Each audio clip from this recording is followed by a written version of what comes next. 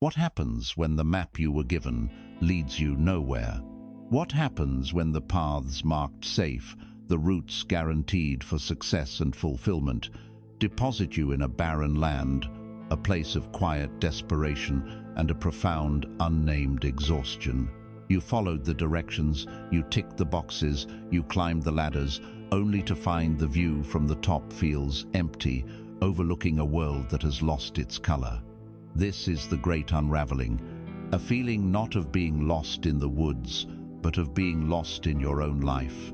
It is the hollow ache that persists behind the busiest of days, the silent question that hums beneath the noise of a world that never stops, demanding, a world that tells you to hustle, to optimize, to become, but never simply to be. This is a weariness that sleep cannot cure. It is a spiritual exhaustion, born from the immense effort of upholding an identity that no longer fits, of wearing a soul suit that has become 2 sizes too small. The constant performance, the curated joy, the relentless pursuit of a future that promises peace, while the present moment is sacrificed at its altar. You are not failing, you are not broken, you are awakening. That feeling of being lost is not a curse, it is a homing signal. It is the first, brave, terrifying step of a journey off the map, away from the known world and into the sacred territory of your own inner wilderness. So let this space, right now, be a sanctuary. Let this time be an intentional pause, a quiet rebellion against the tyranny of doing. There are no instructions here, no 5-step plans to a manufactured happiness. There is only an invitation to step out of the storm and into the eye of the hurricane, the place of profound stillness at your own center. We are not here to seek answers from the outside world, for that world gave you the faulty map in the first place. We are here to create a silence so deep that the answers which have always resided within you finally have the space to speak. This is not a lecture, it is an act of listening, a journey not to find a new destination, but to hear, for the first time, the true guidance of the navigator within. Breathe. The journey has already begun. The journey off the map begins here. In this place you have spent your entire life trying to avoid. It is not a physical location, but a state of being. It is the silence that descends when the distractions finally fade. It is the space between the end of the workday and the beginning of the evening's noise. It is the moment you wake in the dead of night, the house still and dark, and for a terrifying second, you cannot remember who you are supposed to be. This is the void, and its echo is the defining sound of your inner world. You know its frequency intimately. It is the low hum of anxiety that prompts you to unlock your phone for the 10th time in as many minutes. It is the sudden, gripping restlessness that makes sitting still feel like an act of self-torture. It is the gnawing sense that something is profoundly wrong, something is missing, a feeling that no new purchase, no new relationship, no new achievement can permanently soothe. For your entire life, you have been in a frantic, desperate marathon, running from this feeling. We have all been running. Our entire civilization is a monument to this race, a complex and dazzling architecture of distraction designed to ensure we never have to spend a single, unstructured moment with ourselves. We have filled the sky with signals, the air with noise, and our minds with endless streams of information, all in service of one great, unspoken terror, the terror of facing the magnificent, echoing emptiness within. This fear is not your fault. It is a deeply conditioned, primal response. Your ego, that collection of thoughts, beliefs, and stories that you call I, defines itself by what it does, what it has, and what others think of it. It is a creature of form, of definition, of activity. To the ego, the void is death. An empty space is a failure of acquisition. A moment of silence is a failure of productivity. A state of not knowing is a direct threat to its very existence. And so, it has become your guard, your overzealous protector, sounding the alarm bells every time you get close to the edge of your own inner silence. It screams, do something, anything. Fill this space, turn on the television, start an argument, worry about the future, ruminate on the past, look at what they have, look at what you lack. Just don't stop, don't be still, because in the stillness you might disappear. And so the conflict rages within you, a silent, exhausting civil war. There is a part of you, a deep and ancient wisdom in your very cells that craves this void. It knows that in its quiet depths lies rest, healing, and a clarity that the noisy world can never offer. It is the part of you that feels a sense of peace looking at a vast, empty desert or a still, dark lake.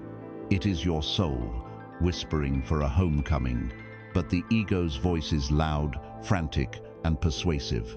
It has a lifetime of evidence on its side, a catalogue of every time distraction brought temporary relief. The desire for peace pulls you one way, towards the stillness. The reflexive fear of annihilation yanks you back, towards the familiar chaos. This is the tug-of-war that drains your energy. It is the reason you feel so tired. You are not just fighting your circumstances, you are fighting the very architecture of your conditioned mind. You yearn for the liberation of letting go, but you are terrified of what will happen if you loosen your grip. Now, listen closely. This is the first great truth of the journey inward. The void is not what you think it is. Your fear has been lying to you. Your ego has been mistaken. You are standing at the edge of what you believe to be an abyss, but you are actually standing on the shore of a great, creative ocean. You are not collapsing. You are being cleared. The emptiness you feel is not a sign of your failure, it is a sign of your readiness. The universe, in its infinite intelligence, is creating a space within you. It is gently, or sometimes forcefully, removing the old furniture of your life. The outdated beliefs, the draining relationships, the hollow ambitions. It is sweeping away the dust and debris of a life lived for others, a life built on shoulds and supposed tos. Imagine an artist's studio. Before a new masterpiece can be painted, the old canvas must be cleared, or a fresh one must be brought out. The space cannot be cluttered with failed experiments and half-finished projects. It must be prepared. Your inner world is that studio. The feeling of emptiness is the beautiful, pristine, waiting canvas.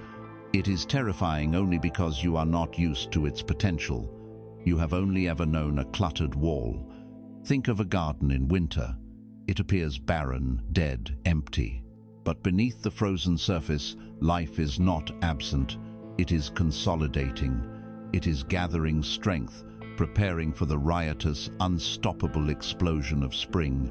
Your soul is in its sacred winter. Do not mistake this fallow period for an eternal damnation. It is a necessary, holy pause. The emptiness is not a hole to be filled. It is a space to be inhabited. It is the fertile darkness in which the seeds of your true self can finally germinate. So, how do you begin to make peace with this space? You do not need to leap into it. You simply need to stop running from it, just for a moment. Here is a practice, a small act of immense courage. We will call it 5 minutes of nothing. Sometime today, find a place where you can be undisturbed. Set a timer for 5 minutes. You can sit, you can lie down.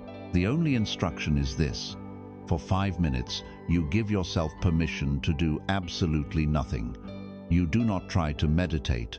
You do not try to fix your thoughts. You do not try to achieve a state of peace. You simply stop. You cease all doing. And you will watch, as an impartial scientist, as your mind goes into a frenzy. You will feel the urge to get up, to check your email, to make a list, to scratch an itch. You will observe the parade of worries, judgments, and plans that marches through your awareness. Do not fight them. Do not engage them. Do not believe them. Simply notice them. Notice the sheer force of the habit of doing. Notice the discomfort. Notice the fear. Watch it all as if you are watching clouds drift across the sky. These urges, these thoughts, are not you. They are the frantic energy of the guard who is terrified of being out of a job. Let him be terrified. Your only task is to remain still. When the 5 minutes are up, you are done. There is no pass or fail. The victory is in the willingness to sit through it. In these 5 minutes, you are performing a radical act. You are teaching your nervous system, cell by cell, that stillness is not death. You are showing your ego, with gentle compassion, that the void will not annihilate it. You are beginning to change your relationship with the silence. You are turning to face the echo, and you will discover, perhaps not the first time or the 10th, but eventually, that behind the roar of the ego's fear, the echo of the void is not a sound of lack. It is the sound of pure possibility. It is the sound of a space that is waiting, patiently and lovingly, for you to come home. Having dared to sit in the echoing silence of the void, you begin to perceive the shape of its walls. You see what you have used to fill the space. It is the intricate, elaborate, and suffocating architecture of the known path. This path is not a choice you make once, but a million tiny, unconscious decisions you make every single day. It is the same side of the bed, the same route to work, the same habitual thoughts, the same emotional reactions, the same conversations with the same people about the same problems. It is a groove worn so deep into the landscape of your life that you have forgotten you are walking in it. You have mistaken the groove for the world itself. The tyranny of this path is not that it is brutal, but that it is comfortable. It is the exquisite misery of a pain you have learned to live with.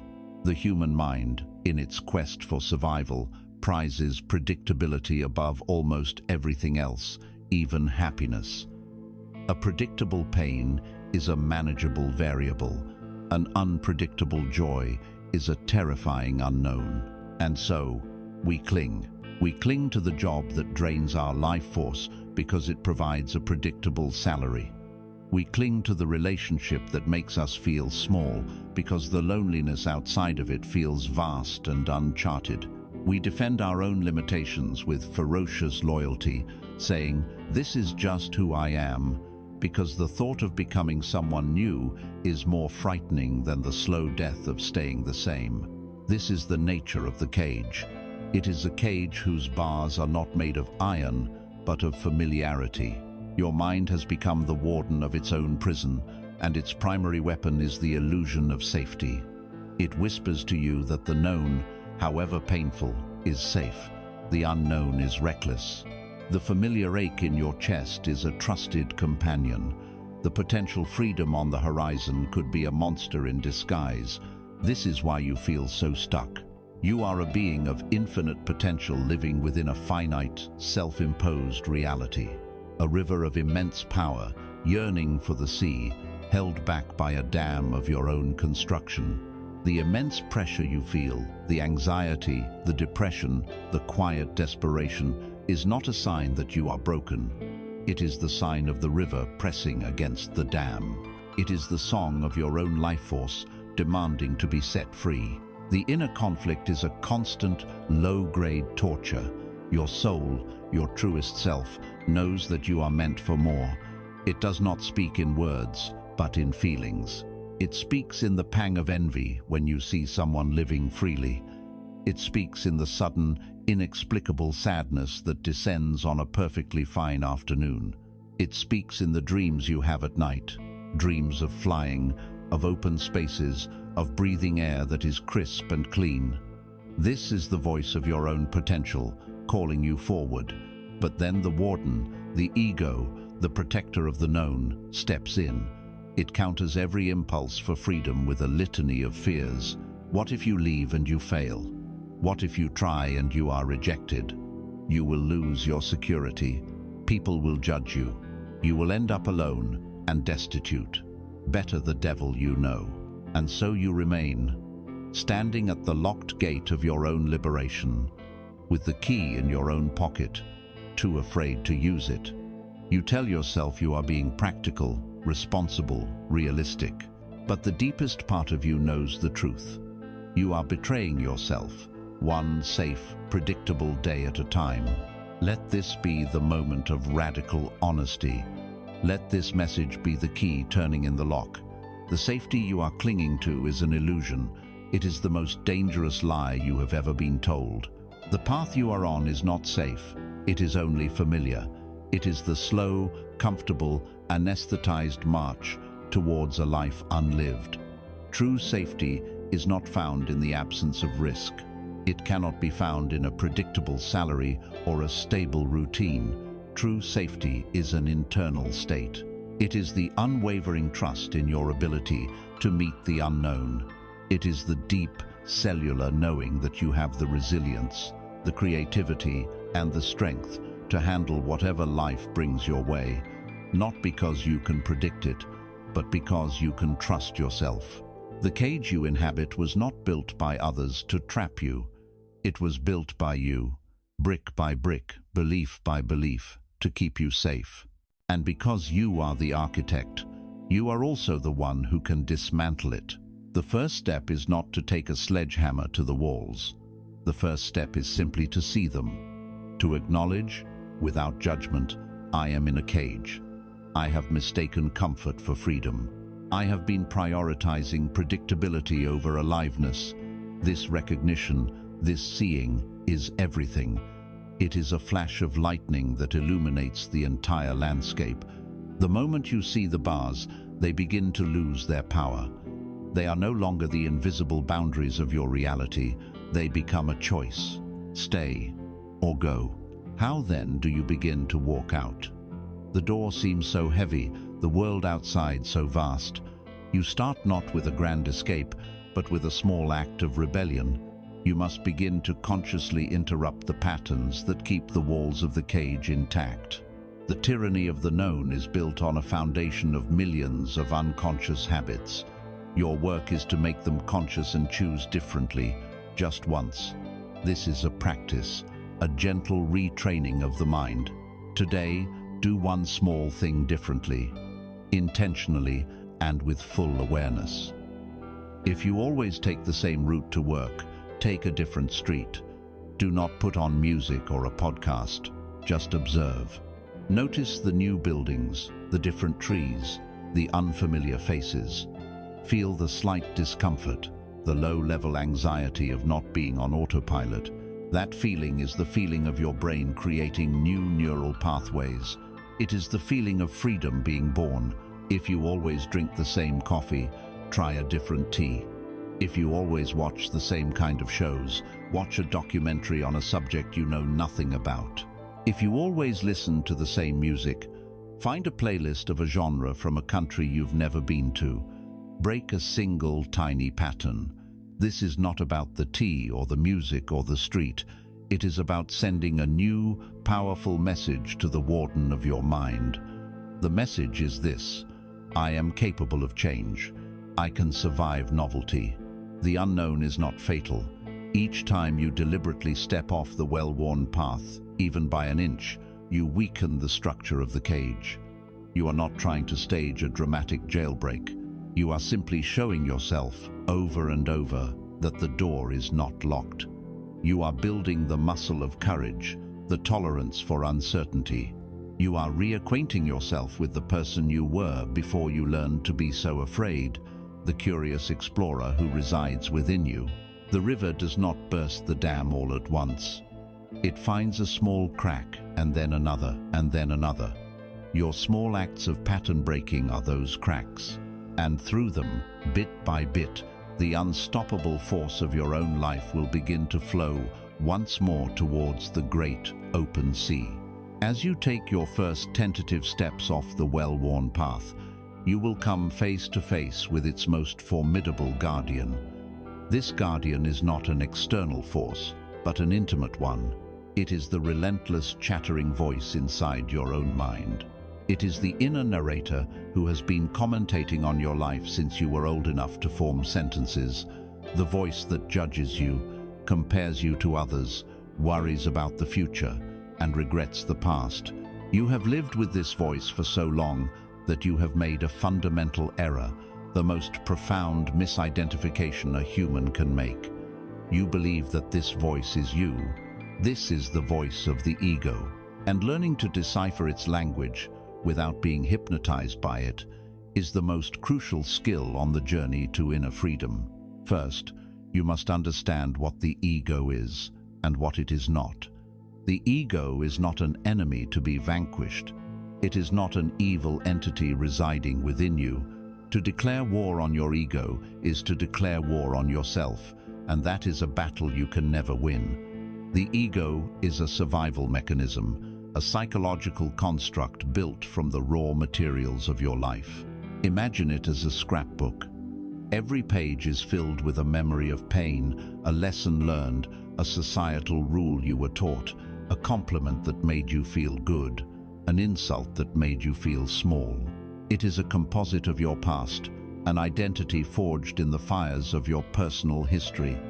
Its prime directive, its only real job, is to protect this scrapbook identity at all costs. It is your mind's attempt to create a stable, knowable me in a chaotic and unpredictable universe. Its primary tool is fear. It uses fear because for our ancestors, fear was an essential tool for physical survival. Fear of the tiger in the bushes kept them alive. The problem is that the ego, this ancient and primitive part of our mental software, has not been updated. It cannot tell the difference between the tiger in the bushes and the tiger of public speaking, or asking for a raise, or ending a relationship. It perceives any threat to your psychological comfort, any risk to its carefully constructed identity, as a threat to your very life. It is like an overprotective parent who, having seen you fall once as a child, refuses to let you ever climb a tree again. Its intentions are born from a desire to keep you safe, but its methods result in keeping you small. It creates the very cage it claims to be protecting you from. Herein lies the central conflict of your inner world, the source of your deepest frustrations. There is the quiet, expansive impulse of your soul, or your deeper self. This part of you craves authenticity, growth, connection, and experience. It knows that vulnerability is the doorway to love, that failure is a wise teacher, and that the unknown is where all possibility lives. Then there is the loud, contracted voice of the ego. It craves safety, validation, control, and superiority. It believes that vulnerability is weakness, that failure is shameful, and that the unknown is a terrifying abyss. This is the battle that plays out within you 1,000 times a day. Your soul whispers, "Speak your truth." Your ego screams, "They will abandon you."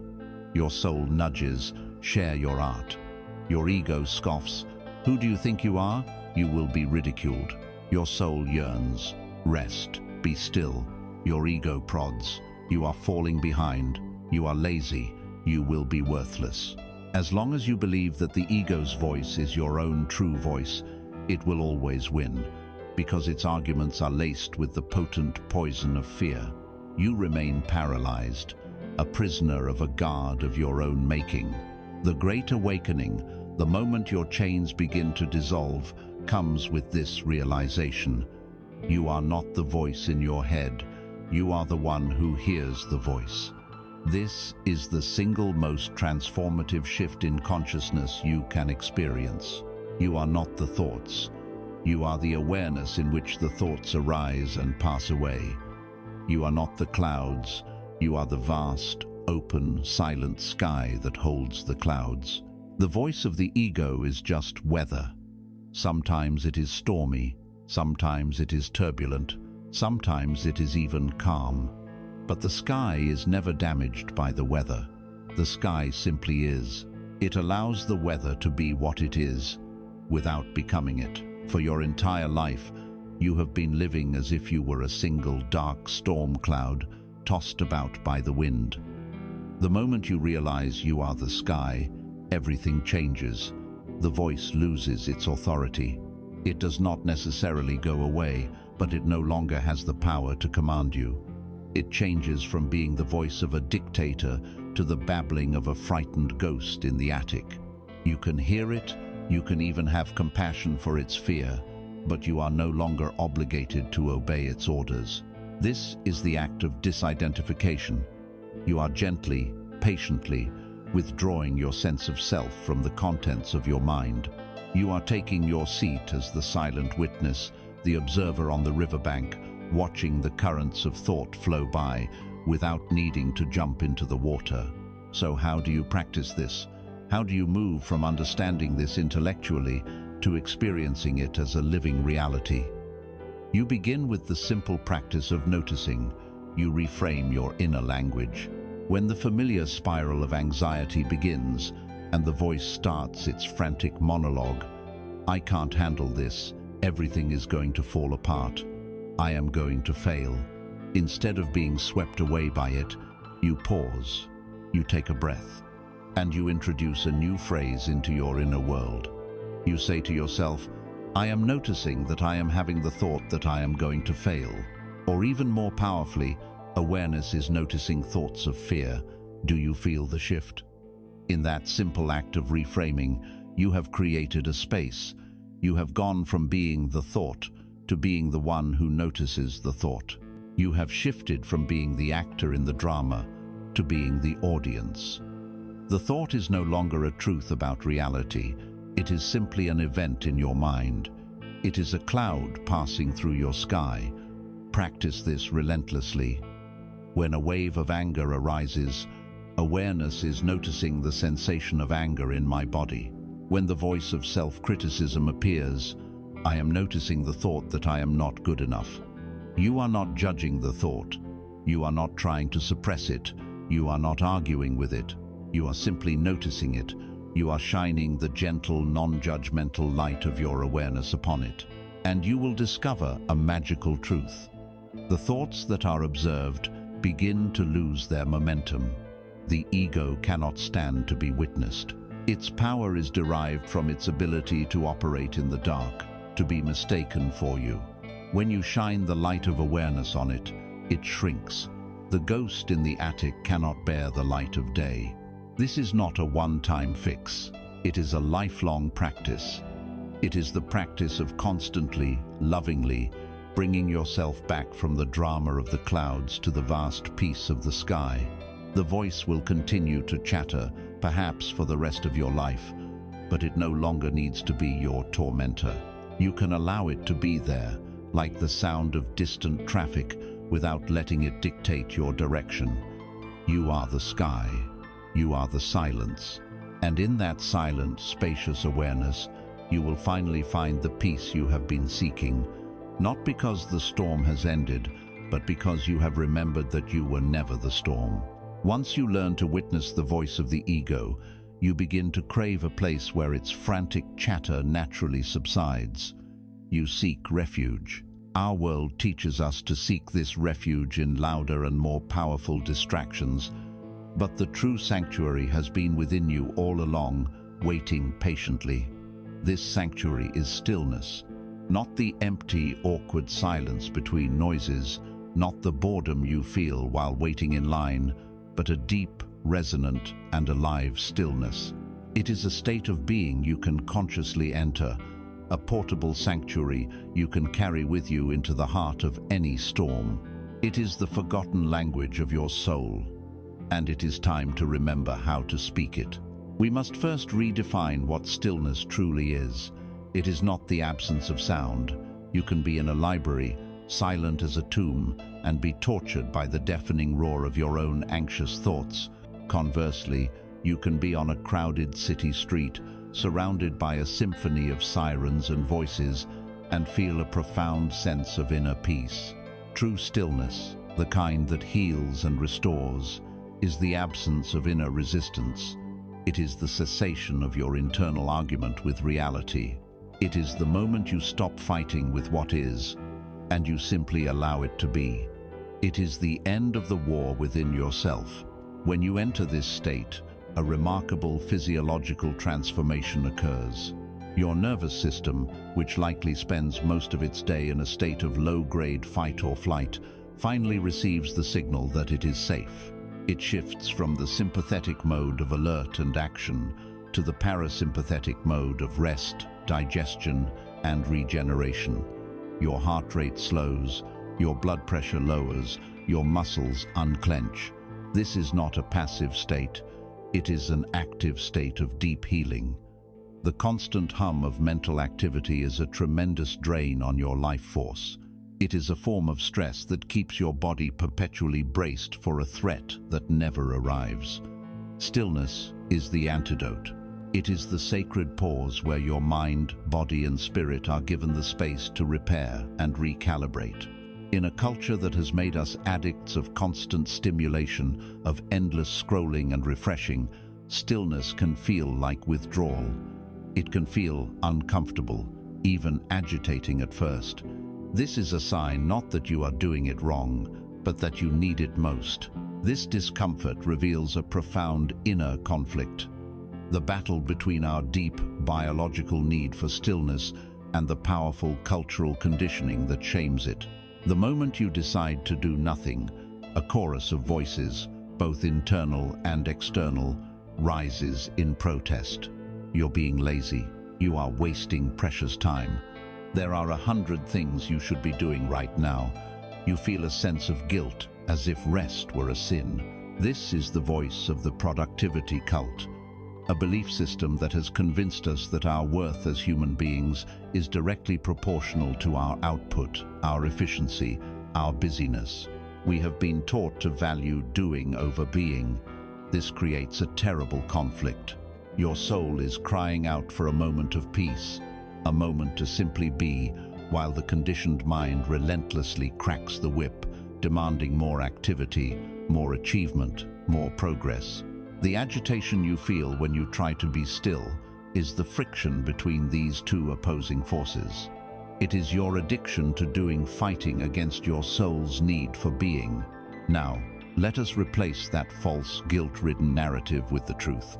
Stillness is not empty, it is full. It is not a waste of time, it is the source of all time well spent. Stillness is the fertile ground of the human spirit. Imagine your mind is a deep well. When you are constantly rushing, thinking, worrying, and planning, you are violently stirring the water of that well. The sediment of your anxieties and fears rises from the bottom, making the water cloudy, muddy, and undrinkable. You cannot see your own reflection, and you cannot draw from its depths any clear or life-giving wisdom. When you practice stillness, you are allowing the water to settle. You are letting the mud, the sediment of the ego's chatter, slowly drift back down to the bottom. And as it settles, the water becomes clear. In that clarity, you can see all the way to the source. In that clarity, your own deepest wisdom is revealed. The solutions you have been desperately seeking in the chaos were in the well all along, obscured by the turmoil. Think of a forest after a heavy rain. A deep silence descends. But is it a dead silence? No, it is a silence that is teeming with life. It is the silence of growth, of roots drinking deeply, of leaves glistening with life-giving water. This is the nature of your own inner stillness. It is a vibrant, generative quietude. It is the space where creativity is born, where intuition is heard, where the whispers of the universe can finally reach you. You have been shouting your questions at the world, hoping for an answer. Stillness is the act of finally becoming quiet enough to hear the reply. So how do you enter this sanctuary when your mind is a raging storm? You do not fight the storm, you drop an anchor. An anchor is a single point of focus in the present moment that holds you steady. The most reliable and portable anchor you possess is your own breath. The practice is simple in its instruction, but profound in its effect. Find a comfortable position. Close your eyes if you wish, and simply bring your attention to the sensation of your breath. Do not try to change it or control it. Just observe its natural rhythm. Feel the air entering your nostrils, cool and fresh. Feel your chest and belly gently rise. Feel the pause at the top of the inhalation. Then feel your chest and belly fall as the air, now warm, leaves your body. This is your anchor. This is your sanctuary. Your mind will wander. This is not a sign of failure. It is simply what minds do. It will wander to a worry about tomorrow, a memory from yesterday, an item on your to-do list. The practice is not to prevent the mind from wandering. The practice is in the return. The moment you notice your mind has wandered, you have already succeeded. That moment of noticing is a moment of pure awareness. And in that moment, you gently, kindly, without any judgment, guide your attention back to the anchor of your breath. If you have to do this 100 times in 5 minutes, then you have had 100 opportunities to practice awareness and compassion. Each return is a strengthening of your presence. Each return is a homecoming. Stillness is not a distant goal you must struggle to achieve. It is a home you can return to again and again. It is always here, waiting for you, in the simple, sacred rhythm of your own breath. From the sanctuary of stillness, something begins to stir. Once the external noise fades and the frantic churning of the mind begins to settle, you are not always met with serene peace. Often, what rises from the quiet depths is the very thing you have been running from. A feeling, a raw, unnameable sensation that pulls at your attention. For years, perhaps a lifetime, you have been taught to categorize these inner movements. Good or bad, positive or negative. Joy is to be chased and clung to. Anger is to be suppressed. Sadness is to be fixed.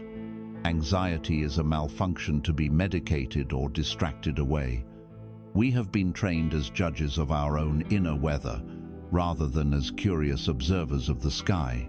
This is the first great error, the fundamental misunderstanding that keeps us trapped. We do not say, "I am the sky witnessing a cloud." We say, "I am a cloud." We do not say, "I am a body feeling a surge of heat."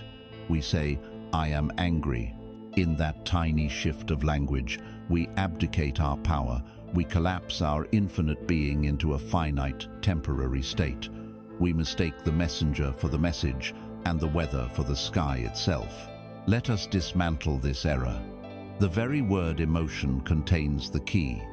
It comes from the Latin emovere, which means to move out, to move through. Emotion is simply energy in motion, emotion. It is not a static state. It is not a permanent fixture of your identity. It is a current, a vibration, a frequency flowing through the vessel of your body, delivering information. Think of it as a form of divine electricity. When the current of joy flows, your entire system lights up. It is expansive, warm, and bright. But what happens when the current of sadness, or anger, or fear arrives? Our immediate, conditioned reflex is to build a dam. We say, "No, not this. I don't want to feel this." We tighten our muscles, hold our breath, and clench our jaw, trying to stop the flow. But energy cannot be destroyed. It can only be transformed or suppressed. When you dam a river, the water doesn't vanish. The pressure builds. It becomes stagnant, murky, turning what was once a life-giving flow into a swamp.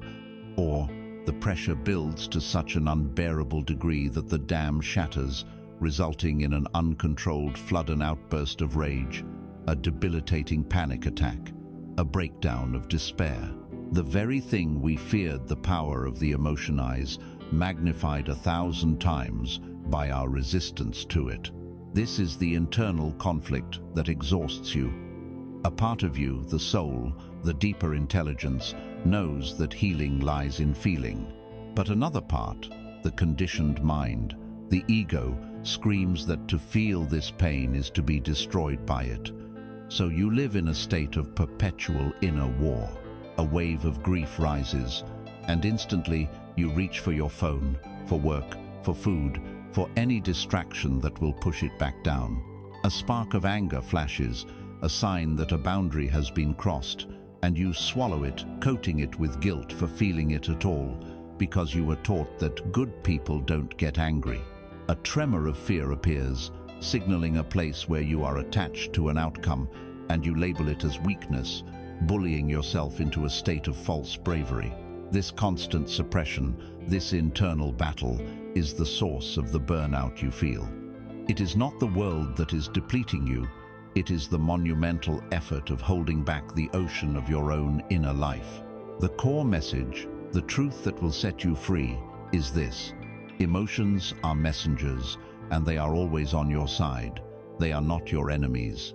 They are your allies, bringing you priceless information from the deepest parts of your being.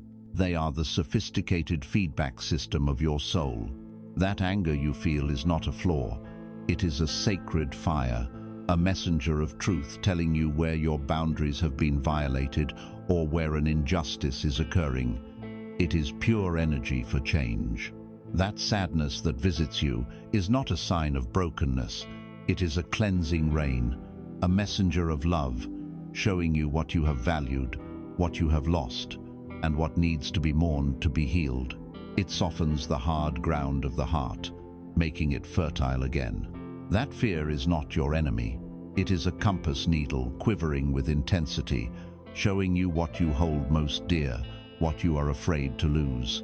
It points directly to your attachments, inviting you to loosen your grip and find a deeper security, not in outcomes, but in your own being.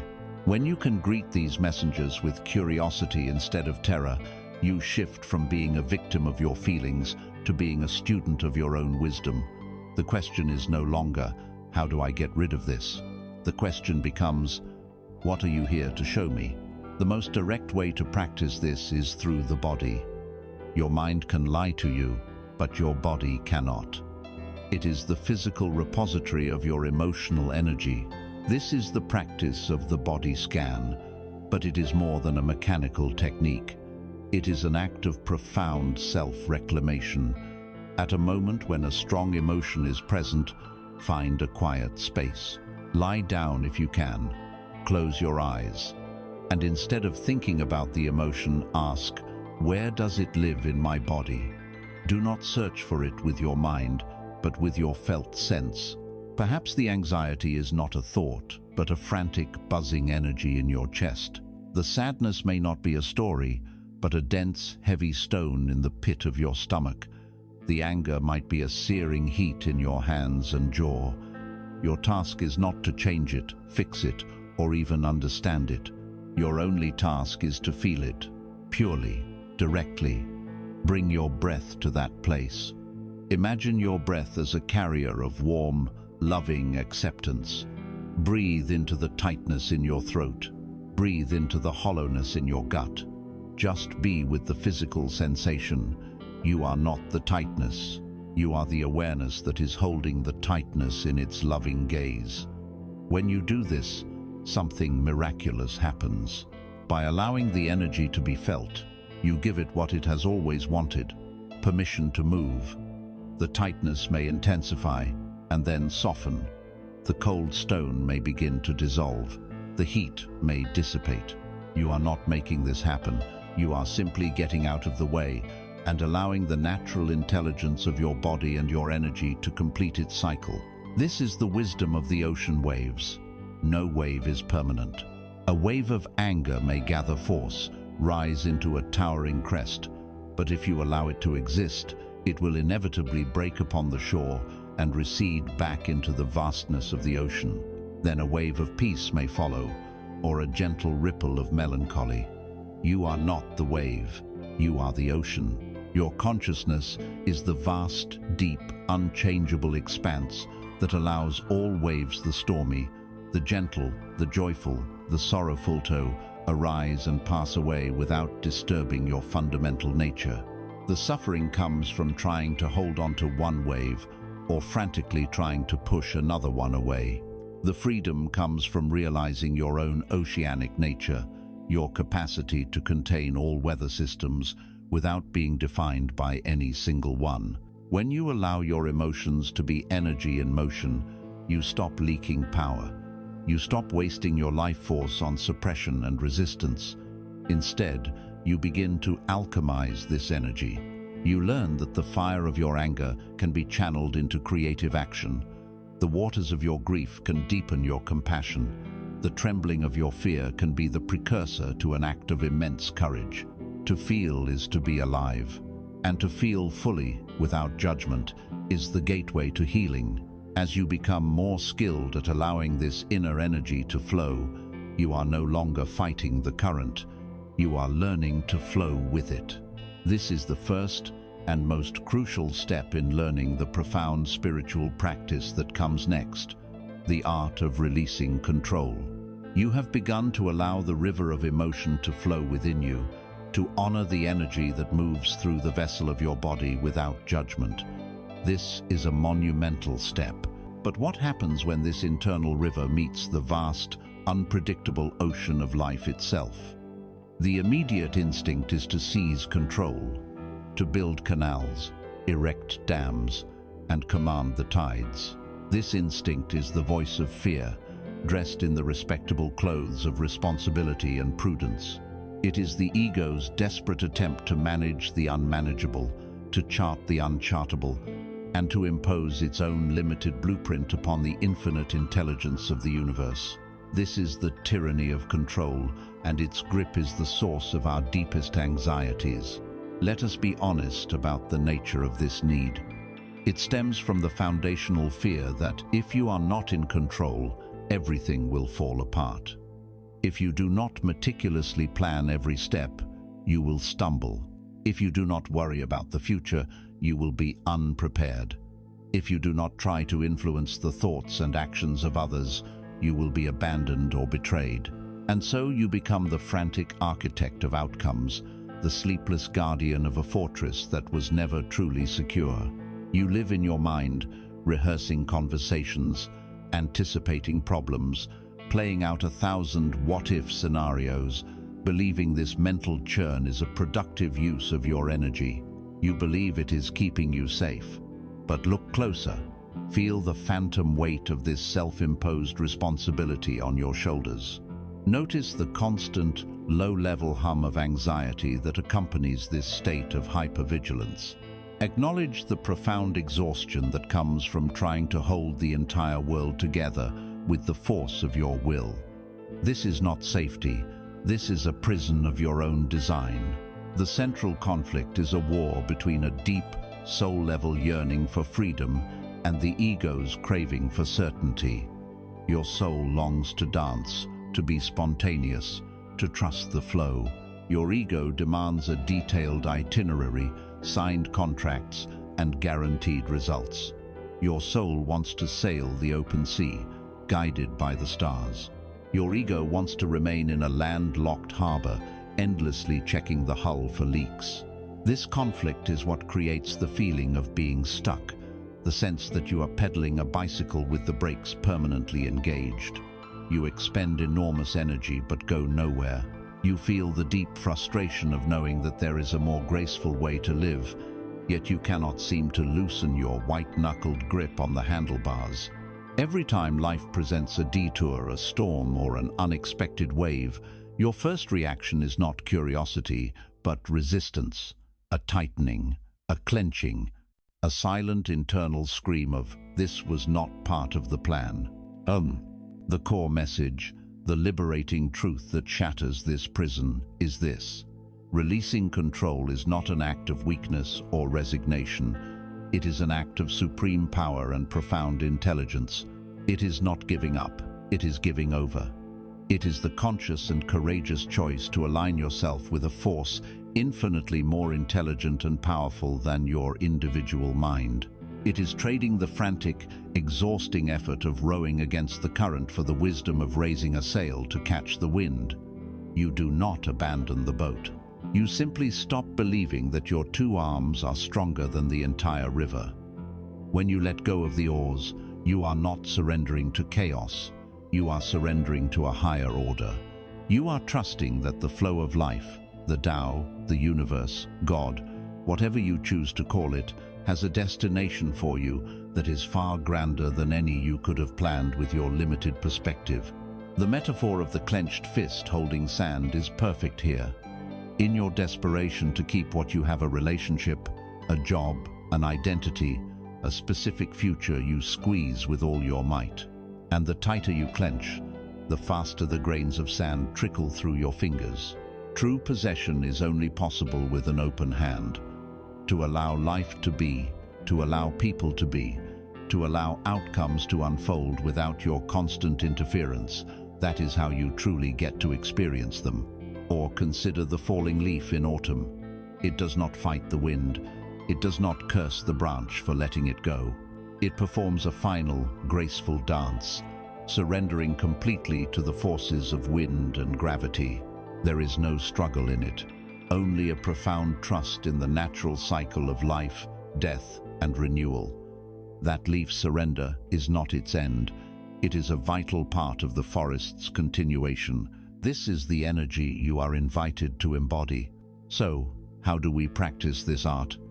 We begin with a conscious act of declaration. Find a quiet moment and a piece of paper. At the top, write the heading, "Things I am trying to control that are beyond my control." Then, begin to list them. Be ruthlessly honest. The opinions others have of you, whether or not someone loves you back, the traffic on your way to work, the health of a loved one, the outcome of a project once you have done your best work, the past, the future. Feel the weight of each item as you write it down. Acknowledge the immense and futile energy you have poured into these arenas. When your list is complete, read it aloud. Give voice to your struggle. Then, one by one, perform a small ritual of release. After each item, close your eyes, take a deep breath, and as you exhale, say the words, "I release this, I surrender this, I trust a higher power with this outcome." Feel the energetic cords that connect you to these worries begin to dissolve. Feel the tightness in your body ease. This is not a one-time fix. It is a practice, a daily, sometimes hourly, retraining of the mind. It is the intentional cultivation of faith. When you begin to truly practice releasing control, your life transforms. The energy you once wasted on worry and manipulation is now available for creation and joy. You stop reacting to life and start responding to it. When the unexpected storm arrives, you don't curse the sky. You learn to be a better sailor. You become more present because you are no longer living in a hypothetical future. A space opens up in your life, a quiet stillness where intuition can finally be heard. Synchronicities and lucky breaks begin to appear more frequently, not because the world has changed, but because you are finally in flow with it, noticing the openings and opportunities that were there all along. You discover a new kind of power, not the brittle power of dominance, but the resilient power of water, which yields and adapts, yet overcomes all obstacles. You let go of the need to know, and in exchange, you gain the freedom to experience. You release the demand for a perfect map, and in return, you discover the joy of exploration. You unclench the fist of the ego, letting the sand of your preconceived plans fall away. And what do you find in its place? An empty palm, not a void of loss, but a space of pure potential. This open, trusting space is the only ground where a new kind of creation can begin.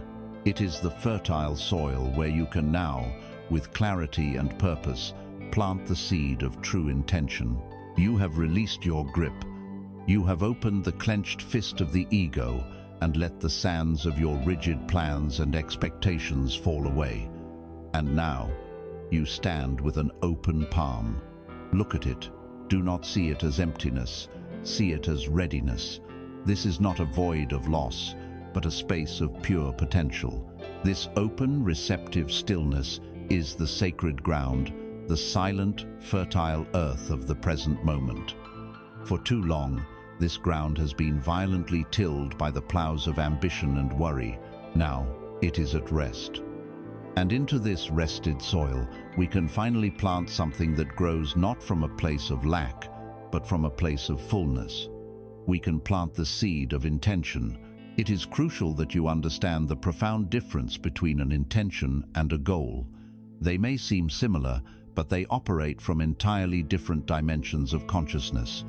A goal is a destination. It is external, located in the future, and is almost always driven by the ego's belief that you are not enough as you are. I will be happy when I get the promotion. I will feel worthy when I lose 10 pounds. I will be secure when I have a certain amount of money in the bank. A goal is a finish line you must strive, struggle, and race towards. It is a masculine energy of doing, pushing, and achieving.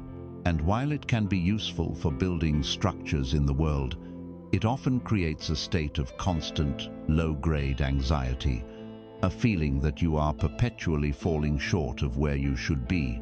An intention, on the other hand, is not a destination. It is a quality of being. It is a state of consciousness you choose to inhabit right now, in this moment, regardless of the external circumstances. It is sourced not from the ego's lack, but from the soul's deep yearning for a certain kind of experience. It is a feminine energy of being, allowing, and radiating. A goal is to lose 10 pounds. An intention is to inhabit your body with love, nourishment, and respect today. A goal is to get a promotion. An intention is to bring the energy of integrity, creativity, and excellence to your work today. Do you see the shift? A goal says, I need to get something out there to feel whole. An intention says, I will embody a state of wholeness right now, and from that state, I will act. The first is a chase. The second is an emanation. This is the internal conflict you must now navigate. The deeply ingrained habit of goal-oriented striving versus the gentle yet powerful practice of living by intention. Your mind, conditioned for decades, will scream for a plan, for metrics, for a guarantee of results. It will ask, what's the point of intending to be peaceful if my life is still chaotic? Where is the proof that this is working? This is the equivalent of a farmer planting a seed and then digging it up every morning to see if it has sprouted. The act of demanding proof destroys the very conditions required for growth. Your task is to trust the invisible process. To understand a fundamental law of energetics, the universe does not respond to your want, it responds to your being. It does not deliver what you are shouting for. It mirrors back to you the frequency you are broadcasting. An intention is a command to your own energy field. It is the conscious tuning of your personal vibration. When you wake up and set an intention, today, my intention is to be compassionate. You are sending a clear signal to every cell in your body and out into the quantum field. You are declaring who you have chosen to be. This intention then acts as a filter for your perception. You will suddenly become aware of dozens of opportunities to practice compassion that you would have otherwise missed. The irritable cashier, the struggling colleague, the part of yourself that feels frustrated, all of these become sacred opportunities to live out your intention. You are no longer waiting for the world to give you a reason to be compassionate. You are actively being compassion, and in doing so, you are shaping your reality from the inside out. Consider the metaphor of the lighthouse. A lighthouse has one single intention: to shine. It does not worry about which ships are seeing its light. It does not dim its bulb on foggy nights because it feels discouraged. It does not try to reach out and grab the ships and pull them to safety. It doesn't strain or struggle. It simply anchors itself to its foundation, tends to its own inner lamp, and radiates its signal consistently out into the darkness. By purely and powerfully being what it is, it becomes a beacon of guidance, hope, and salvation. Your intention is your lamp. Your work is not to chase outcomes, but to tend to the quality of your own light. When you radiate peace, you will navigate peacefully. When you radiate love, you will experience the world through a loving lens.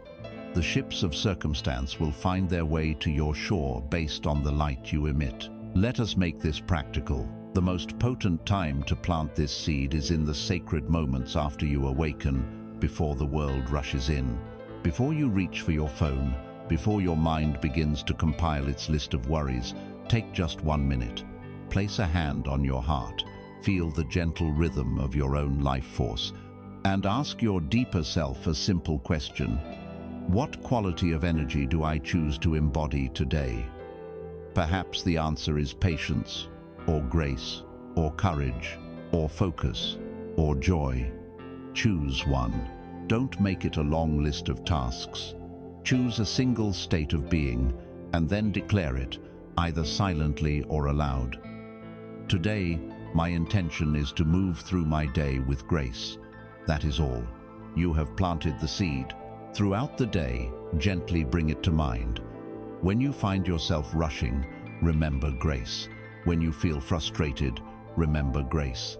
The intention becomes your anchor, your true north for the day. It is not another thing to do perfectly. It is a gentle reminder to return to the state of being you have chosen. Some days you will live it out beautifully, other days you will forget. It doesn't matter. The practice is in the planting, in the gentle returning. You are retraining your entire being to lead from a place of inner resonance rather than outer reaction. You are shifting your identity from a frantic seeker to a powerful creator. You are learning that you do not need to manipulate the world to get what you want. You need only to cultivate the corresponding quality within yourself. This is the ultimate act of self-responsibility and creative power. You have cleared the ground by releasing control. You have planted this precious seed of intention in the fertile soil of your being. But a seed, no matter how pure its potential, cannot survive on intention alone. It requires water, sunlight, and protection from the weeds of old habits. It requires consistent, loving care. This care is not a chore, but an honor. This is the true nature of discipline. The seed of your intention has been planted in the fertile, silent ground of your being. It rests in the soil of your open-handed surrender, a tiny vessel of pure potential. But a seed does not become a forest through hope alone. A new shoot is tender. It requires a structure to support it, a consistent source of nourishment to strengthen it, and a vigilant guardian to protect it from the encroaching weeds of old habits. This loving, active, and persistent care has a name, and it is a word that may cause you to flinch. The word is discipline. For many of us, this word lands with the cold, heavy weight of a prison sentence. It conjures images of harsh self-denial, of forcing yourself to do things you hate, of a grim-faced drill sergeant in your own mind, shouting that you are not good enough, not strong enough, not doing enough. We have been taught that discipline is a punishment for our inherent laziness, a penance for our desire for comfort. We force ourselves to the gym because we resent our bodies. We work grueling hours out of a deep-seated fear of scarcity. We restrict our pleasures as a penalty for past indulgences.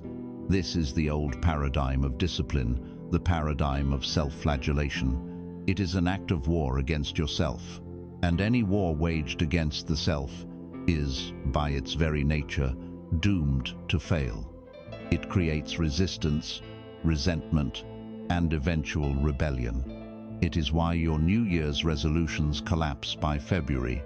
You cannot hate yourself into a version of yourself that you love.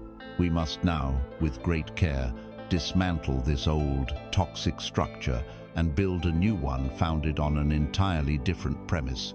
The core message, the truth that will transform your relationship with effort, is this: true discipline is not punishment. True discipline is the highest and most practical form of self-love. It is the architecture of your freedom. It is love in action. It is your present self, the one who is conscious and awake right now, making a compassionate choice for the benefit of your future self. It is having the profound love for the person you are becoming, that you are willing to feel a moment of discomfort now. so that they can experience a lifetime of expansion and ease. This is the internal conflict that defines your path forward. It is the moment-by-moment choice between two powerful forces within you. The first is the voice of instant gratification. It is the voice that whispers for the snooze button, for the mindless scroll, for the easy comfort of procrastination. It wants pleasure now, and it is not concerned with the cost tomorrow. The second is the quiet, steady voice of your higher self, the loving guardian. This voice says, "I know you are tired, but I love you too much to let you abandon your dream. I know this is uncomfortable, but this action is an investment in the peace you are asking for." Discipline is not about silencing the first voice with force. It is about choosing to anchor your actions in the wisdom of the second voice, out of pure, unadulterated love. It is saying no to the fleeting comfort of a bad habit because you have a deeper, more resounding yes to your own becoming. Consider the blacksmith standing before a piece of raw, shapeless iron. The iron has no desire to be changed. It is content in its current form. But the blacksmith, who represents your highest consciousness, holds the vision of a strong, sharp, beautiful sword, the realized potential of the iron. To create this, the iron must be subjected to the fire and the hammer. The heat is immense. The hammering is violent. From the perspective of the iron, it is a torturous process. But the blacksmith is not punishing the iron. The blacksmith is loving the iron into its most magnificent form. The fire and the hammer are the disciplined actions, the meditation you don't feel like doing, the difficult conversation you need to have, the workout you'd rather skip. They are the loving, transformative pressure required to turn your raw potential into a masterpiece of strength and purpose. Or think of the river, carving its path through a canyon of stone. The water does not smash its way through with brute force. It simply flows, persistently, consistently. Each drop is gentle, yet the cumulative effect over thousands of years creates landscapes of breathtaking beauty and power. The rock is shaped not by violence, but by unwavering persistence. Your small daily acts of loving discipline are these drops of water. They may seem insignificant on their own, drinking a glass of water when you wake, writing one page in your journal, taking 3 conscious breaths before reacting. But their persistent application over time is what will shape the entire landscape of your life. The practical application of this new understanding is crucial. You do not begin by trying to hammer yourself into a new shape overnight. You begin with an act of discipline so small, so manageable, that it is almost impossible to say no to. The goal here is not to achieve a dramatic result immediately. The goal is to rebuild trust with yourself. For years, you have broken promises to yourself.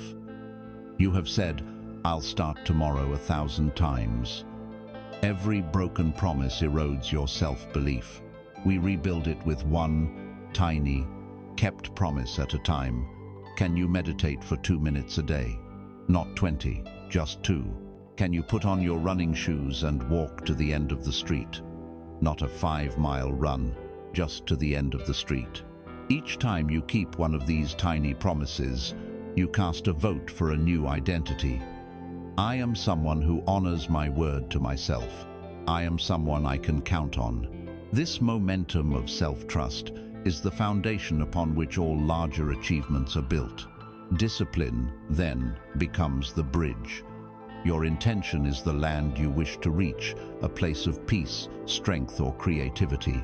Your current reality is the shore you are standing on. Discipline is the bridge you build, plank by plank, to connect the two. Each conscious, loving action is another plank laid down. Without the bridge, your intention remains a beautiful, distant dream. To say you want peace, but to not practice the discipline of stillness, is to wish for a bridge to magically appear. To say you want health, but to not practice the discipline of mindful eating, is to stare across the chasm, hoping to fly. Discipline is the beautiful, sacred work of building your own way across. As you build this beautiful structure of your life, plank by loving plank, a new feeling begins to arise. You stop focusing on the vastness of the chasm and you begin to admire the strength of the bridge beneath your feet. You are no longer fixated on what is missing, but on the solid foundation you are creating through your own loving effort. This feeling, this deep, resonant appreciation for what is being built, for the effort it takes, and for the beauty of the process itself, has a name. It is the frequency that will power your entire journey forward. It is gratitude. With each plank of loving discipline you lay down, with each small promise you keep to yourself, something remarkable begins to happen.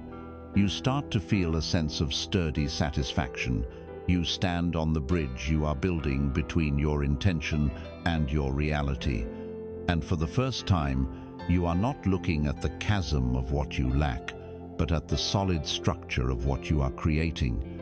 This deep, resonant appreciation for the process, for your own effort, and for the foundation beneath your feet is the sprouting of a new consciousness. This is the consciousness of gratitude. But let us be clear, gratitude, in the way we will now explore it, is not merely a polite thank you. It is not a social pleasantry. It is one of the most potent and transformative forces in the universe, and it operates on a physical, energetic level. It is a frequency. And learning to consciously broadcast this frequency is the key to shifting your entire experience of reality. To understand its power, we must first diagnose the default setting of the human mind. For reasons of survival, your mind has evolved with a powerful negativity bias. It is a highly sophisticated scanner for problems, threats, and deficiencies. It is the tireless ghost of not enough, haunting the hallways of your psyche, pointing out what is broken, what is missing, what might go wrong. This mechanism was useful when the threats were saber-toothed tigers. In the modern world, it has become a virus of scarcity, creating a perpetual state of anxiety, comparison, and dissatisfaction. This is the internal conflict that governs the lives of most people. It is the ceaseless, draining battle between the soul's innate knowledge of its own abundance and the mind's conditioned habit of complaint. The mind tells a story of victimhood, cataloging every slight, every injustice, every piece of evidence that life is unfair. It is the voice that says, "Look at what they have and I don't." It is the energy that sighs in frustration when you hit a red light. It is the subtle, pervasive feeling that you are somehow being cheated out of the life you deserve. This frequency of lack is dense, heavy, and contractive. And like a magnet, it can only attract experiences that resonate with its own nature. More frustration, more lack, more reasons to complain. The core message, the great rebellion against this inner tyranny, is this: gratitude is the conscious and deliberate retuning of your entire being to a different frequency. It is the active choice to withdraw your precious energy from the story of what is wrong and to invest it with intention in the truth of what is right. It is not about denying difficulty.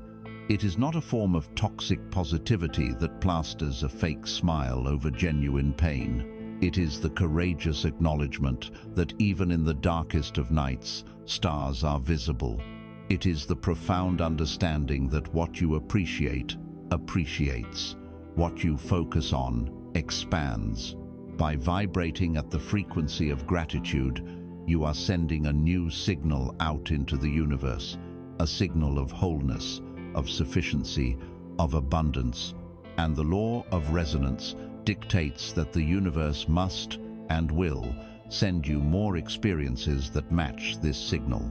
Imagine your life is a kaleidoscope. The collection of colored glass pieces inside are the events, circumstances, and relationships of your existence, a mix of the beautiful, the mundane, and the painful.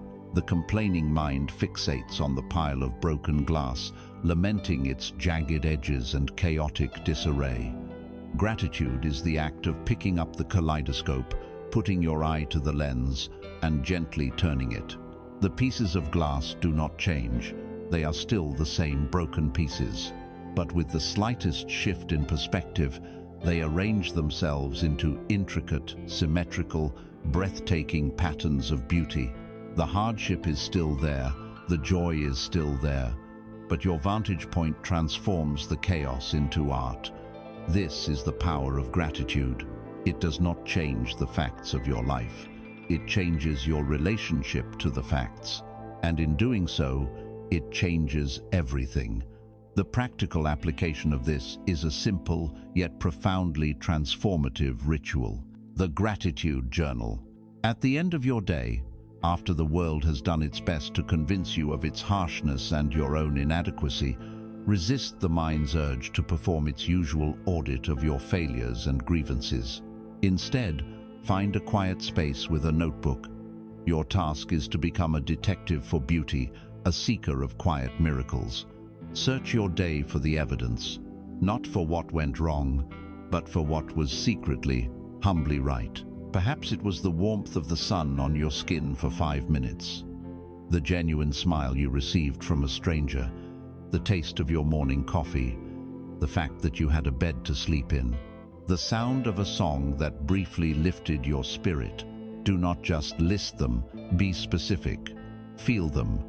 As you write, "I am grateful for the hot shower I took this morning." Close your eyes for a second and feel the memory of the warm water on your skin. Let the feeling of appreciation land in your body. It is this felt sense of gratitude that changes your biochemistry, that shifts your vibrational state. In the beginning, this may feel artificial. The mind will resist. It will call the practice foolish. Persist. You are forging a new neural pathway. You are building a new muscle. With each entry, you are telling your subconscious mind, "See, there is good here. Look for more of it." And your faithful mind will begin to obey, scanning your world not just for threats, but for blessings. Crucially, this practice is not just for good days. Its true power is revealed in the midst of adversity. When your life feels like it is falling apart, how can you be grateful? You do it by finding the even though. Even though I am facing this financial challenge, I am grateful for the friends who have offered support. Even though I am experiencing physical pain, I am grateful for the moments of relief, however brief. Even though my heart is broken, I am grateful for the capacity to love so deeply. This is not denial. This is resilience.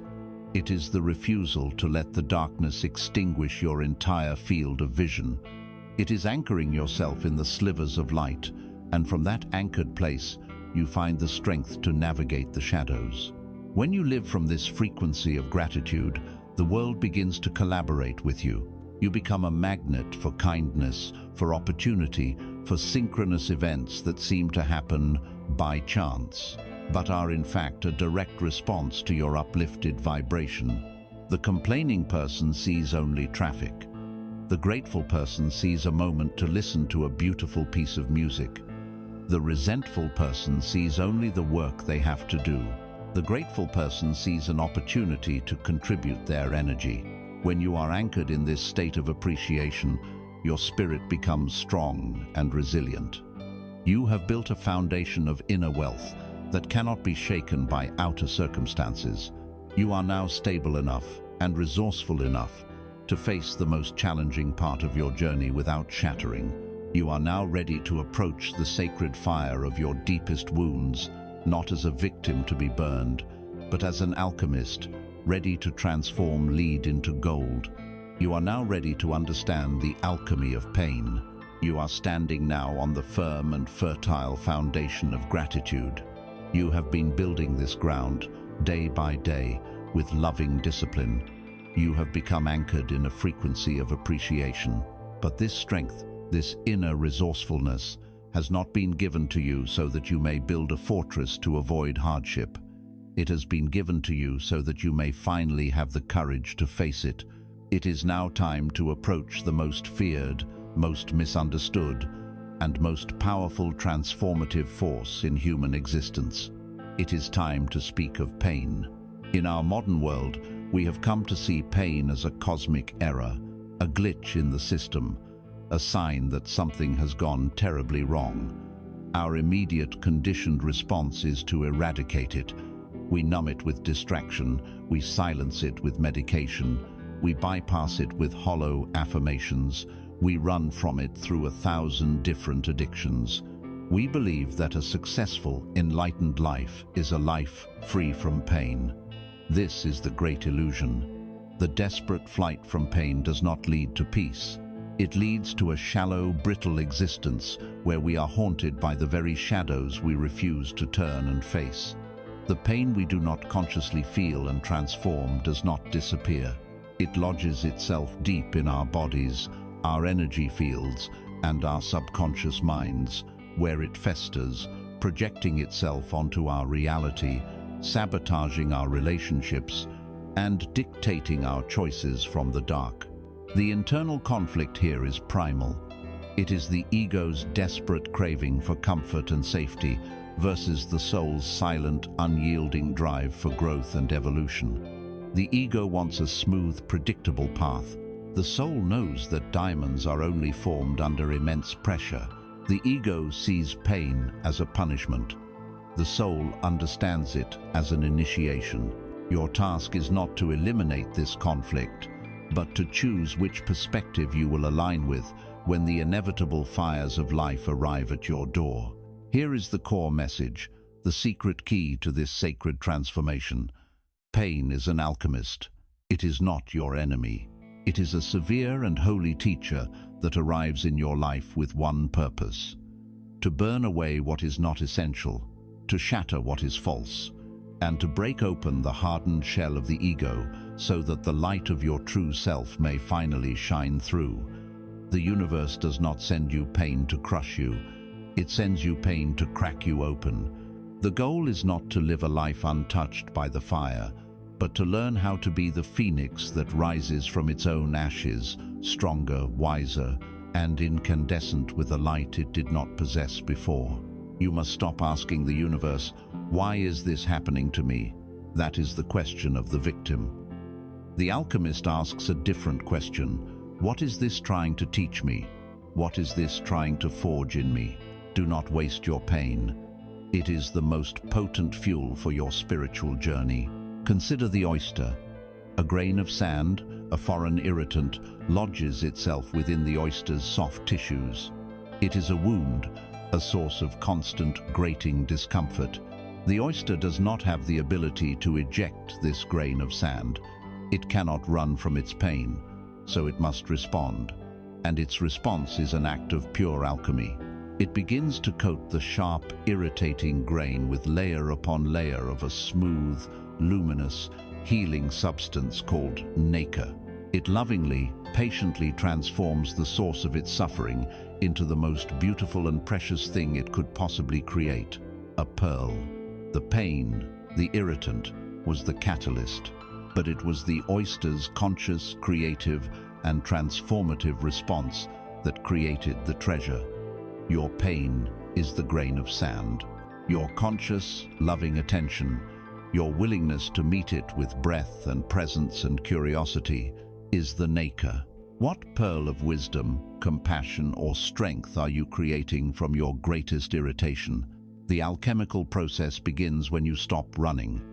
When the feeling of pain arises, whether it be grief, heartbreak, failure, or fear, the first step is to be still, to allow it. Not to welcome it in a masochistic sense, but to simply drop the resistance. Feel its location in your body. Is it a tightness in your chest, a pit in your stomach, a fire in your throat? Breathe into that physical sensation. This act of embodied presence separates the raw energy of the pain from the terrifying story the mind is telling about it. The story is what creates the suffering. The raw sensation is just energy, and energy can be worked with. Then you ask the question, not why me, but what for? What are you here to show me? Perhaps the pain of a betrayal is here to teach you how to set sacred boundaries.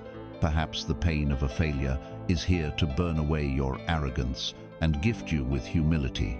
Perhaps the pain of grief is here to crack your heart open to a depth of love you never knew you were capable of. Pain is a chisel. It chips away at the marble of your conditioned self, and it hurts. But it is revealing the masterpiece that has been hidden within you all along. Let us make this practical. To build faith in this process, start with a scar, not a fresh wound. Bring to mind a challenge from your past that, at the time, felt insurmountable, a time you thought you would not survive. Feel the memory of that struggle. Now, look at who you are today. What strengths do you possess now that you did not possess before that trial? Did it make you more compassionate, more resilient? Did it teach you the true meaning of strength? Did it clarify what is truly important in your life? Acknowledge, with gratitude, the pearl that was formed in that crucible. See the undeniable evidence that the pain was, in fact, a catalyst for a deeper version of you to emerge. Now, holding that knowing in your heart, gently bring your awareness to a current pain you are facing. Hold it with this same reverence. Trust that this too is a sacred process. Ask it, with genuine curiosity, what strength are you forging in me now? What illusion are you shattering? What pearl is forming within this discomfort? You may not get an answer immediately. The alchemy takes time. Your only job is to stay present with the process, to keep coating the irritant with your loving awareness, trusting that a treasure is being formed in the dark. When you learn to meet your pain in this way, you reclaim a power that is immense. You are no longer terrified of life's inevitable downturns. You understand that the curriculum of the soul contains both light and shadow, and that both are teachers. You learn that your deepest wounds, once alchemized, become the source of your greatest gifts to the world. The place where you were most broken can become the place from which you radiate the most light, offering a healing presence to others who are walking through a similar fire. And as you learn to extract the medicine from your wounds, the story of your life begins to fundamentally change. The painful events of your past do not get erased. The scars remain, but you are no longer the victim of those events. The pain you have so courageously transformed becomes the ink with which you write a new chapter, a chapter of meaning, purpose, and grace. You realize, with breathtaking clarity, that you are not just a character being tossed about by the plot. You have the power to interpret, to reframe, and to give meaning to it all. You are the storyteller. The fire of your pain has subsided. The alchemical process has done its sacred work. You have sat in the flames, and you have not been destroyed. You have been clarified. And what remains is not just a scar, but a potent, indelible ink.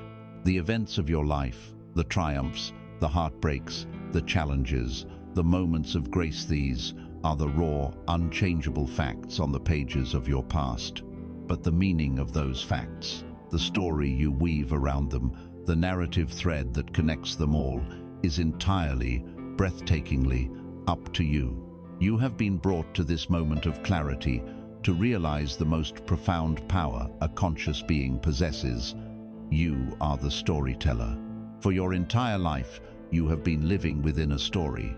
But for the most part, you were not its conscious author.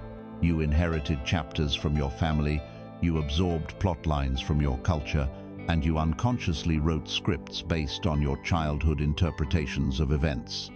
These scripts became your identity. You cast yourself in a role and then spent your life rehearsing the lines. Perhaps your role was the one who isn't good enough, or the anxious one, or the one who always gets left behind, or the one who has to take care of everyone. You accepted this role so completely that you mistook it for the truth of who you are. And the universe, in its perfect impartial mirroring capacity, simply collaborated with your narrative, consistently bringing you people and circumstances that would allow you to play your chosen part.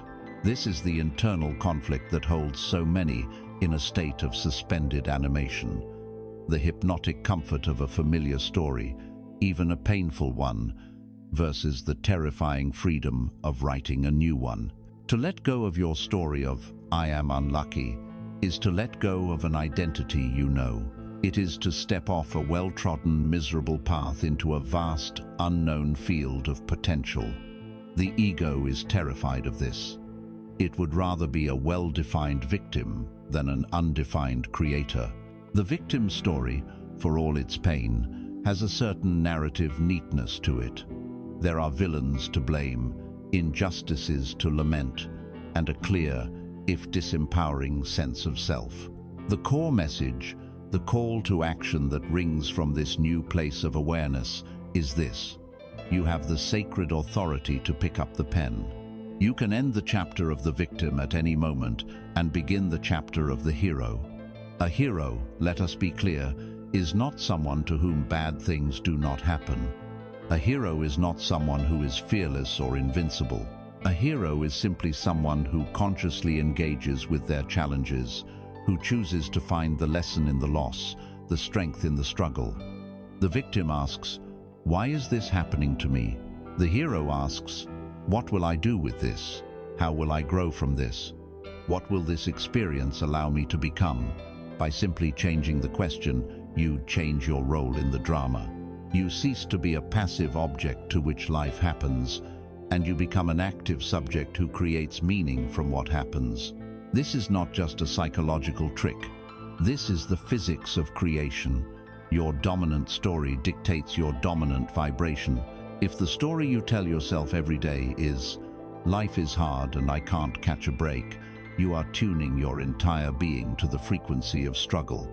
Your words, your thoughts, your posture, your biochemistry all align with this narrative, and you become a magnet for more evidence that your story is true.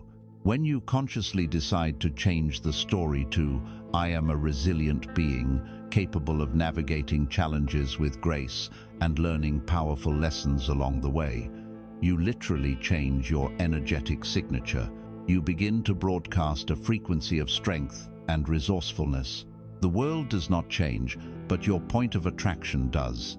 You begin to notice opportunities, solutions, and allies that were invisible to you from within the old, limiting narrative.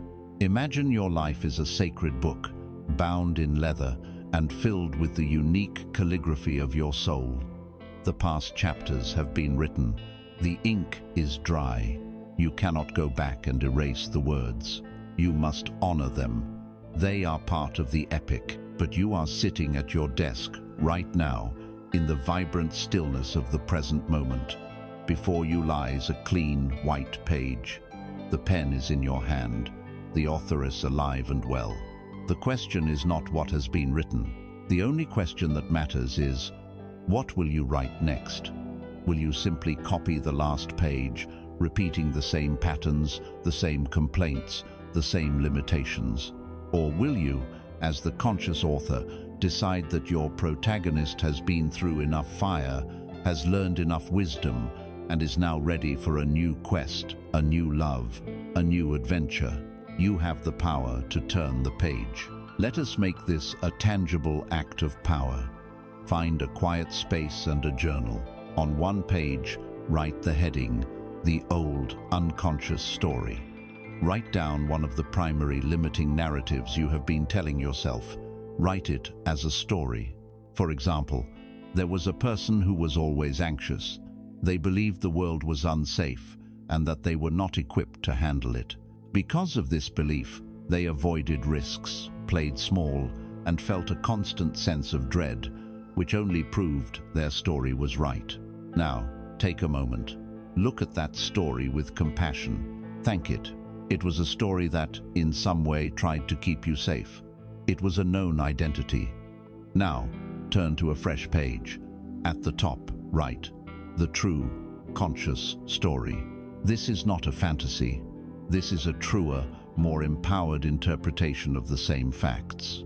You, the author, will now reframe the narrative from the hero's perspective. It might sound like this. There is a person who is deeply sensitive to the energies of the world. For a long time, they misinterpreted this sensitivity as anxiety. But now, They are learning to see it as a superpower, a form of intuition that guides them. They have faced many challenges that have honed their inner strength and taught them that they are far more resilient than they ever believed. They are now consciously using their sensitivity and resilience to navigate the world with courage and grace, choosing to create a life of meaning and peace. Writing this new story is the first step. The sacred work is to begin living it, to embody it. When you feel the old narrative of anxiety bubbling up, you can pause and say to yourself, "Ah, that is a line from an old chapter. The story I am writing now is one of resilience and grace." You begin to consciously make choices that your new heroic character would make. You begin to speak differently about yourself and your life. You stop rehearsing the story of your wounds and you start telling the story of your healing. As you claim this immense power of authorship, you become the primary creative force in your own life. You are no longer waiting for the world to give you permission to be happy, to be strong, to be free. You are writing that freedom into your own being, line by line, choice by choice. But as you begin to write this new, heroic story, a temptation will arise. The temptation is to write a character who is all light, all goodness, all perfection. But a great story needs depth. A compelling hero is not one-dimensional. To write a truly authentic and powerful narrative, a story of genuine wholeness, you cannot simply ignore the parts of yourself you have deemed unlovable or dark. You must be willing to journey into the basement of your own psyche and retrieve the characters you have locked away. You must be willing to embrace your shadow. You hold the pen of the storyteller, ready to write your new, empowered narrative. The temptation is to script a hero of pure, unwavering light, a character who has transcended all negativity, who is perpetually kind, patient, and serene. But let us pause and ask a question. What makes a story compelling? What makes a hero truly heroic? It is not their perfection. It is their complexity, their scars, their struggle, and their ultimate integration of all parts of themselves. A hero who has never faced their own darkness is not a hero. They are a caricature. To write a story that is not just positive, but powerful, not just nice, but true, you must be willing to undertake the most courageous quest of all. You must turn away from the sunlit pages for a moment and journey into the ink-black passages of your own being. You must be willing to embrace your shadow. The shadow, a term brought into our consciousness by the great psychologist Carl Jung, is the collection of all the parts of yourself that you have disowned. It is the energetic suitcase you have been dragging behind you your entire life, growing heavier with each passing year. Into this suitcase you have stuffed every impulse, every feeling, and every trait that you were taught was unacceptable. Your rage, your jealousy, your greed, your laziness, your vulnerability, your fierce ambition, your untamed sexuality. You were taught that to be a good persona, good son, a good daughter, a good employee, a good citizen, you had to amputate these parts of yourself and present a curated, socially acceptable persona to the world. But energy cannot be destroyed. The parts you have rejected have not gone away. They have simply gone into the shadows, into the basement of your subconscious, where they have been secretly running the show. This is the internal conflict that creates hypocrisy and self-sabotage. You strive to be a calm and peaceful person, yet you find yourself erupting in uncontrollable fits of anger over trivial things. You aim to be generous, yet you feel consumed by a secret envy at a friend's success. You present a strong and capable face to the world, yet you are privately sabotaged by a profound sense of inertia. This is the shadow at play. What we repress does not die. It festers. It projects itself onto others. The people who irritate you the most are often just living out a shadow trait you have denied in yourself. Or it builds up pressure until it bursts through the floorboards of your conscious mind in ways that are destructive and confusing. Your shadow is not evil. It is simply neglected.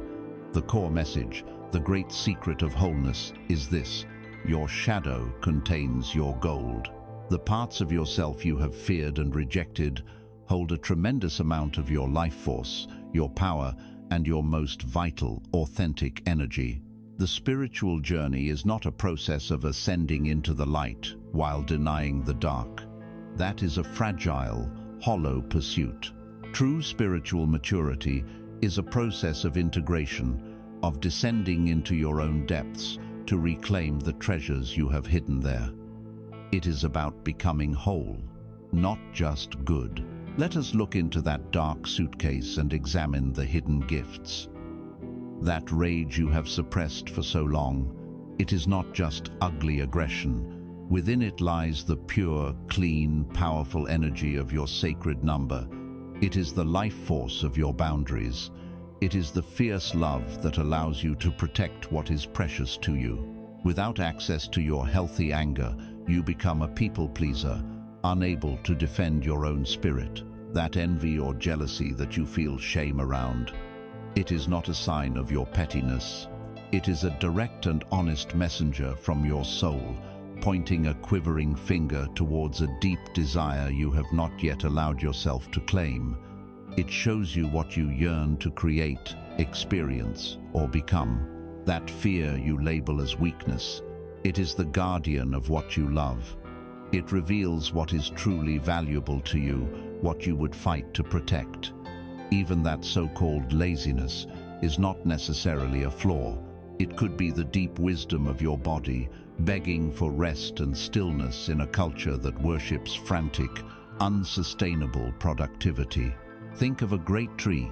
For it to grow tall, strong, and reach for the sunlight, its roots must grow equally deep into the dark, hidden earth. A tree with shallow roots will be toppled by the first significant storm. A person who denies their shadow, who refuses to root themselves in the full, complex truth of their own humanity, becomes spiritually and emotionally brittle. They are easily toppled by life's challenges. To be grounded, to be strong, to be whole, you must honor your own darkness as the rich soil from which your light can truly grow. Or consider the moon. The moon is always a whole sphere, yet from our perspective on Earth, it goes through phases. Sometimes we see its full, illuminated face. Sometimes we see only a sliver. Sometimes it is completely dark. But its dark side is not a flaw. It is what gives the moon its substance, its gravity. You too are a whole sphere. To embrace your shadow is to honor the unseen parts of yourself that give you your depth and your humanity. The practice of embracing the shadow is not about unleashing your rage on your family or acting out every greedy impulse. That is not integration. That is simply being possessed by the shadow. The practice is one of conscious and compassionate inquiry. It begins with noticing your triggers. The next time you feel a disproportionately strong emotional reaction to someone or something intense irritation, judgment, or anger, pause. This is a shadow projection. Instead of blaming the external trigger, turn inward. Name the feeling without judgment. This is anger. This is envy. Then, get curious. Hold the feeling with compassion, as you would a frightened child, and ask it a question. Hello, anger. What are you trying to protect in me right now? Hello, jealousy. What beautiful desire are you trying to show me? Hello, fear. What do you love so much that you are afraid to lose? Then, just listen. The answer may not come in words. It may be a feeling, an image, a memory. The goal is to open a dialogue, to bring the unconscious into the conscious. By shining the light of your loving awareness on these hidden parts, you rob them of their destructive power. You are no longer their puppet. You become their steward. You learn to harness the energy of anger to set a firm, clean boundary. You learn to use the information from your jealousy to clarify your own goals. You become an alchemist of the self, transforming the lead of your repressed traits into the gold of authentic power. When you welcome home these exiled parts of yourself, You become unshakably real. The need to maintain a perfect persona falls away, and with it, a tremendous amount of stress and tension. You become more compassionate towards others because you recognize their shadows as reflections of your own. You are no longer living a fragmented life. You are whole. And when you reclaim the fierce protective energy of your own being, you find that you are no longer willing to tolerate disrespect from others, or more importantly, from yourself. You have reclaimed the raw material, the inner fire, needed to build the sacred fences around your energy and your spirit. This reclamation of your wholest self is the absolute prerequisite for the next essential art, the art of setting sacred boundaries. You have journeyed into the dark earth of your own being and begun the sacred work of reclaiming the lost parts of yourself. You have sat with your anger, your fear, your jealousy, and you have started to unlock the immense power they hold. Within that reclaimed shadow, you have found a fierce, protective love, a sacred anger that is not about destruction, but about the profound, unwavering protection of what is true and what is precious. What, then, is the first and most vital duty of this loving fierceness? It is to build a sanctuary. It is to walk the perimeter of your own soul and consciously define the sacred ground of your being. It is the art of creating boundaries. For those who have walked a path of spiritual seeking, or who simply identify as a nice person, the word boundary can feel like a betrayal. We have been taught that to be good is to be endlessly available, to be kind is to always say yes, to be spiritual is to have a heart that is completely open at all times. And so, we have abandoned our own gates. We have let our energy, our time, and our emotional well-being be trampled and consumed by the needs, dramas, and demands of others, all under the guise of being a good person. Let us be clear. This is not virtue. A yes that is born from fear of disapproval is a lie. A yes that comes from a place of guilt or obligation is poison to the soul.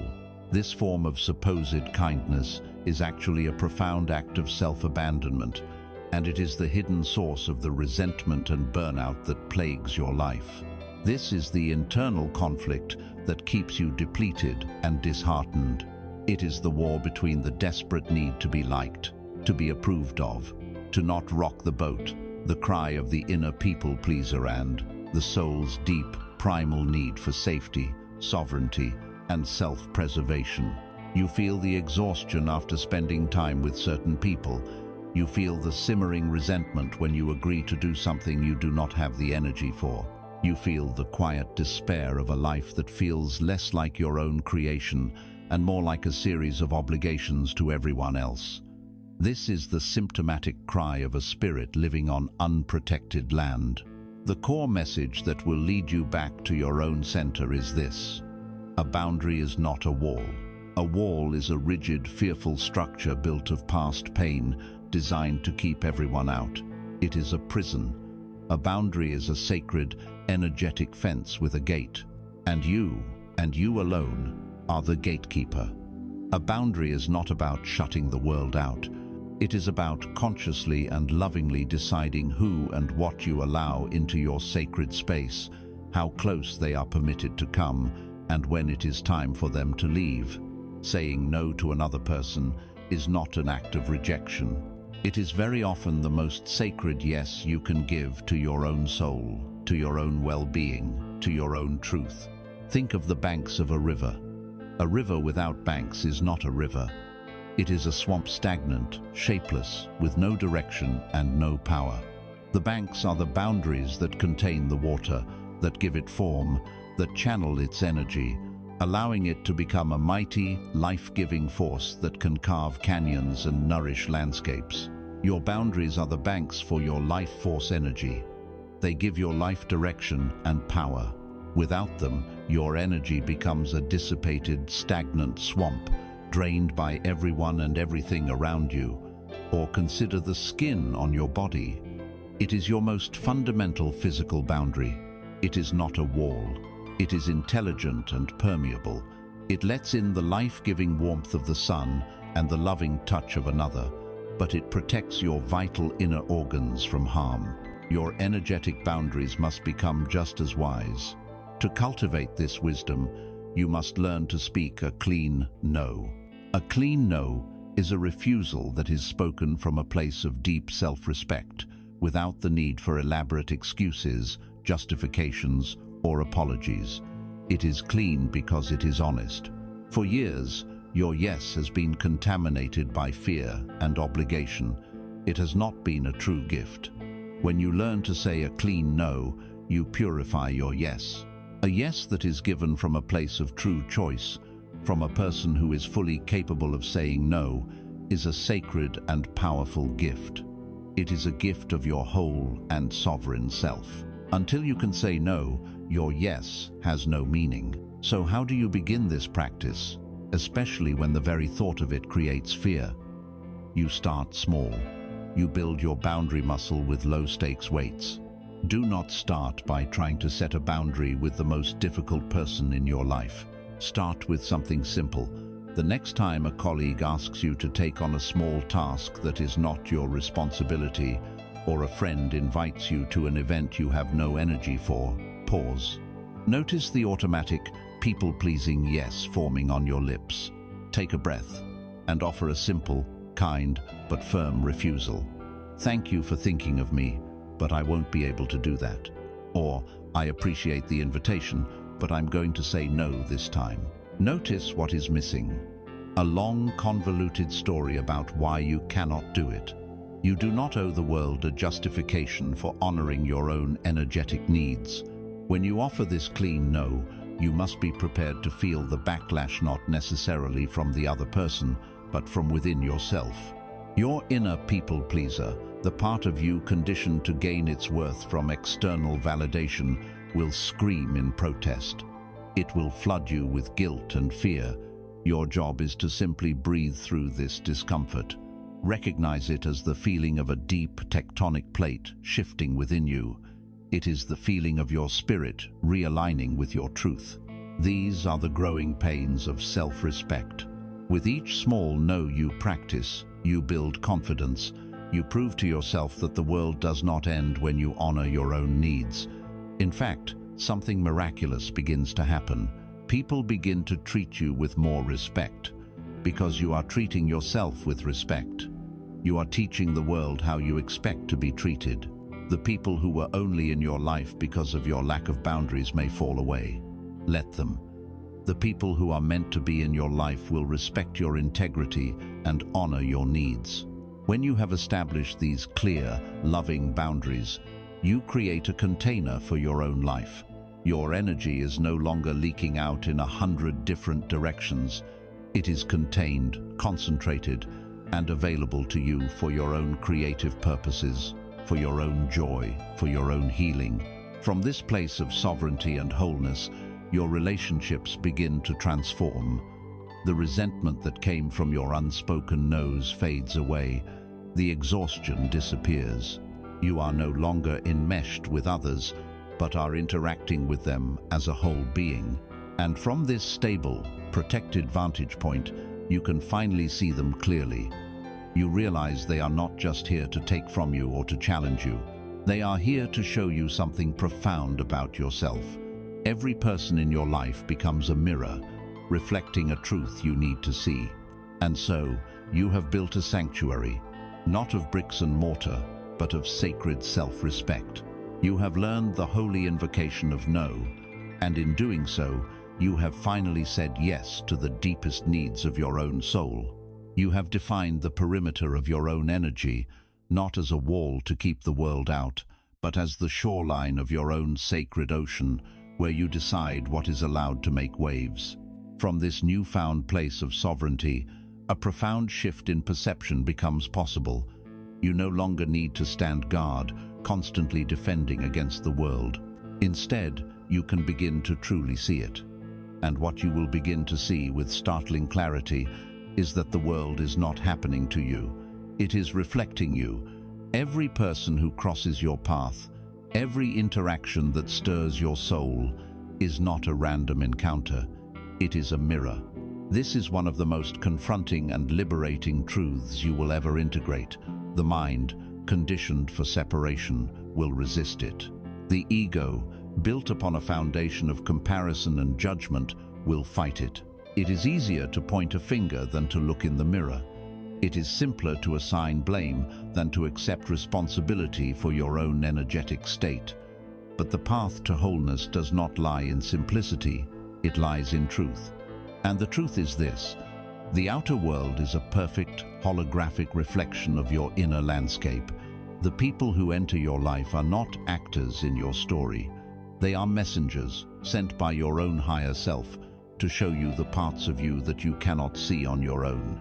Consider the person who irritates you most, the one whose very presence feels like a splinter in your mind, the one whose words or actions trigger an immediate, visceral reaction of anger, frustration, or contempt. The default human response is to focus on them, to dissect their flaws, to judge their character. We tell ourselves stories. They are arrogant, they are inconsiderate, they are dishonest. And perhaps on a surface level those things are true. But that is not where the real work lies. The real work is not in analyzing the mirror, but in understanding the reflection. That intense emotional charge, that raw nerve they so effortlessly touch, is yours. It existed long before they arrived. They are simply the one who happened to press on the bruise. They are the tuning fork whose frequency causes an unhealed part of you to vibrate with painful intensity.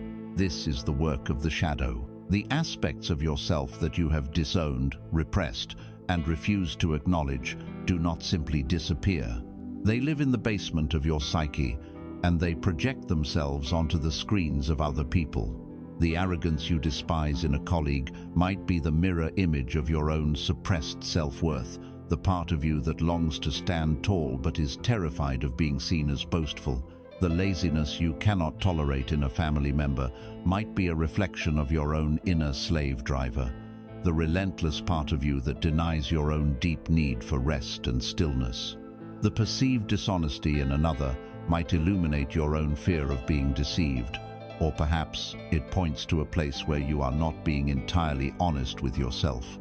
To engage with this is an act of supreme courage. It requires you to halt the momentum of blame mid-flight. The next time you feel that powerful negative charge towards someone, I invite you into a sacred practice. Do not react. Do not speak. Simply pause. Take a single conscious breath. And in the space created by that breath, turn your attention inward. Leave them entirely out of the equation. Ask your own soul with genuine curiosity. What is this feeling? Where in my body do I feel this anger, this resentment? What is it in their behavior that is resonating so strongly with a hidden part of me? What part of myself have I denied that I am now seeing played out before me? This is not about condoning harmful behavior. Your boundaries remain your sacred duty. You can and should remove yourself from toxic situations. The mirror work is not about forcing yourself to endure abuse. It is an internal process of reclaiming your power. It is recognizing that your emotional freedom is not dependent on anyone else changing. It is dependent on your willingness to look at what they illuminate within you. When you do this, something miraculous happens. The emotional charge dissolves. The judgment softens into curiosity. The other person, once a source of immense frustration, becomes an unwitting guru, a teacher who has shown you exactly where your next piece of healing lies. You may even feel a strange sense of gratitude. They have given you a gift, a map to a hidden treasure within your own being. And this principle of the mirror works in both directions. It is not only for the shadows, but also for the light. Think of the people you deeply admire, the ones whose presence inspires you, whose courage uplifts you, whose creativity leaves you in awe. You are also seeing yourself. That feeling of resonance, of deep appreciation, is your own soul recognizing its potential. The peace you see in a spiritual teacher is a reflection of the peace that is possible for you. The courage you admire in a friend who takes a great leap of faith is the echo of the courage that lies dormant within your own heart. The creative genius you see in an artist is a glimpse of the unique creative spark that you, and only you, are here to express. We are taught to place these people on pedestals, to see them as separate, as somehow more than us. But this is an illusion of the ego. In truth, you can only recognize a quality in another because it exists in some form within you. It is a seed. Their expression of it is simply the fully grown flower, reminding you of what is waiting to bloom within your own soil. Even envy, that difficult and often shameful emotion, is a distorted form of this mirror. Envy is a GPS for your unfulfilled desires. It points directly, with uncomfortable accuracy, at what your soul is longing to experience or express.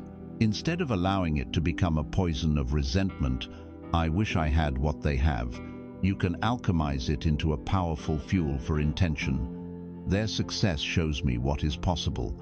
That same potential exists within me, and I now choose to activate it.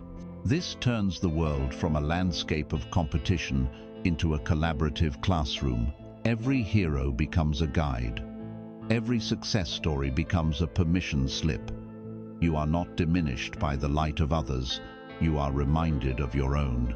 This hall of mirrors extends beyond just the people you meet. Life itself is constantly reflecting your inner state. If your outer world is filled with chaos, conflict, and drama, look within. Where is the internal chaos? Where is the unresolved conflict in your own psyche? If your world is filled with unexpected kindness, synchronicity, and moments of grace, look within. You are likely cultivating a state of inner harmony and gratitude that is now being mirrored back to you. An obstacle appearing on your path may be a physical manifestation of an internal resistance you hold. A sudden moment of breathtaking beauty in nature, flock of birds soaring at the perfect moment, a ray of sun breaking through the clouds, the universe mirroring your own capacity for wonder and connection. The journey then shifts. It moves from a state of unconscious reaction to a state of conscious inquiry. The master question of your life is no longer, "Why is this happening to me?" It transforms into a question of profound power and wisdom. What is this trying to show me? Every person, every challenge, every joy. What is it reflecting about my own inner world? In asking this, you step out of victimhood forever. You are no longer a ship tossed on the waves of circumstance. You become the alchemist, taking the raw material of your daily life and transmuting it into the gold of self-awareness. This deep, honest self-awareness, gained from looking unflinchingly into the mirrors all around you, is not a passive state. It is the necessary foundation for true change. It is the diagnosis that must come before the cure. Once you see your reflection clearly, once you see the unhealed wound, the disowned shadow, the dormant potential, you cannot unsee it. This seeing does not bring despair. It brings clarity.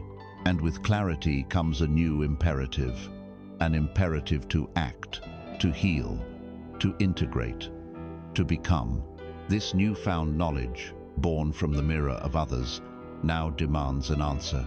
It asks, "Now that you have seen, what will you do?" This is the sacred bridge that leads you from reflection to reality, from seeing the path to taking the first powerful step upon it. You have stood before the mirror of the world, and you have allowed it to show you your own reflection. You have seen the disowned shadows and the dormant light. You have felt the truth of your own potential resonating in the presence of others. This awareness is a profound gift. It is the architect's blueprint for a new self, a sacred map drawn from the ink of truth. But a blueprint, no matter how beautiful or precise, has never sheltered anyone from the rain. A map, no matter how clear, has never carried a traveler a single inch. Insight, without action, is a jewel kept in a locked box.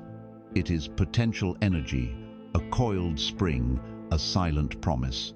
The most profound spiritual realizations, if left purely in the realm of the mind, become a form of sophisticated stagnation. The bridge between the inner world of knowing and the outer world of being is built, plank by plank, through the raw, undeniable force of action. Now, we arrive at the great chasm where so many journeys stall, the space between knowing what to do and actually doing it. Perhaps you feel it now, a familiar paralysis. You have seen the reflection in the mirror. You know the story you wish to stop telling. You feel the longing for a new way of being, yet you remain still. An invisible force seems to hold you in place.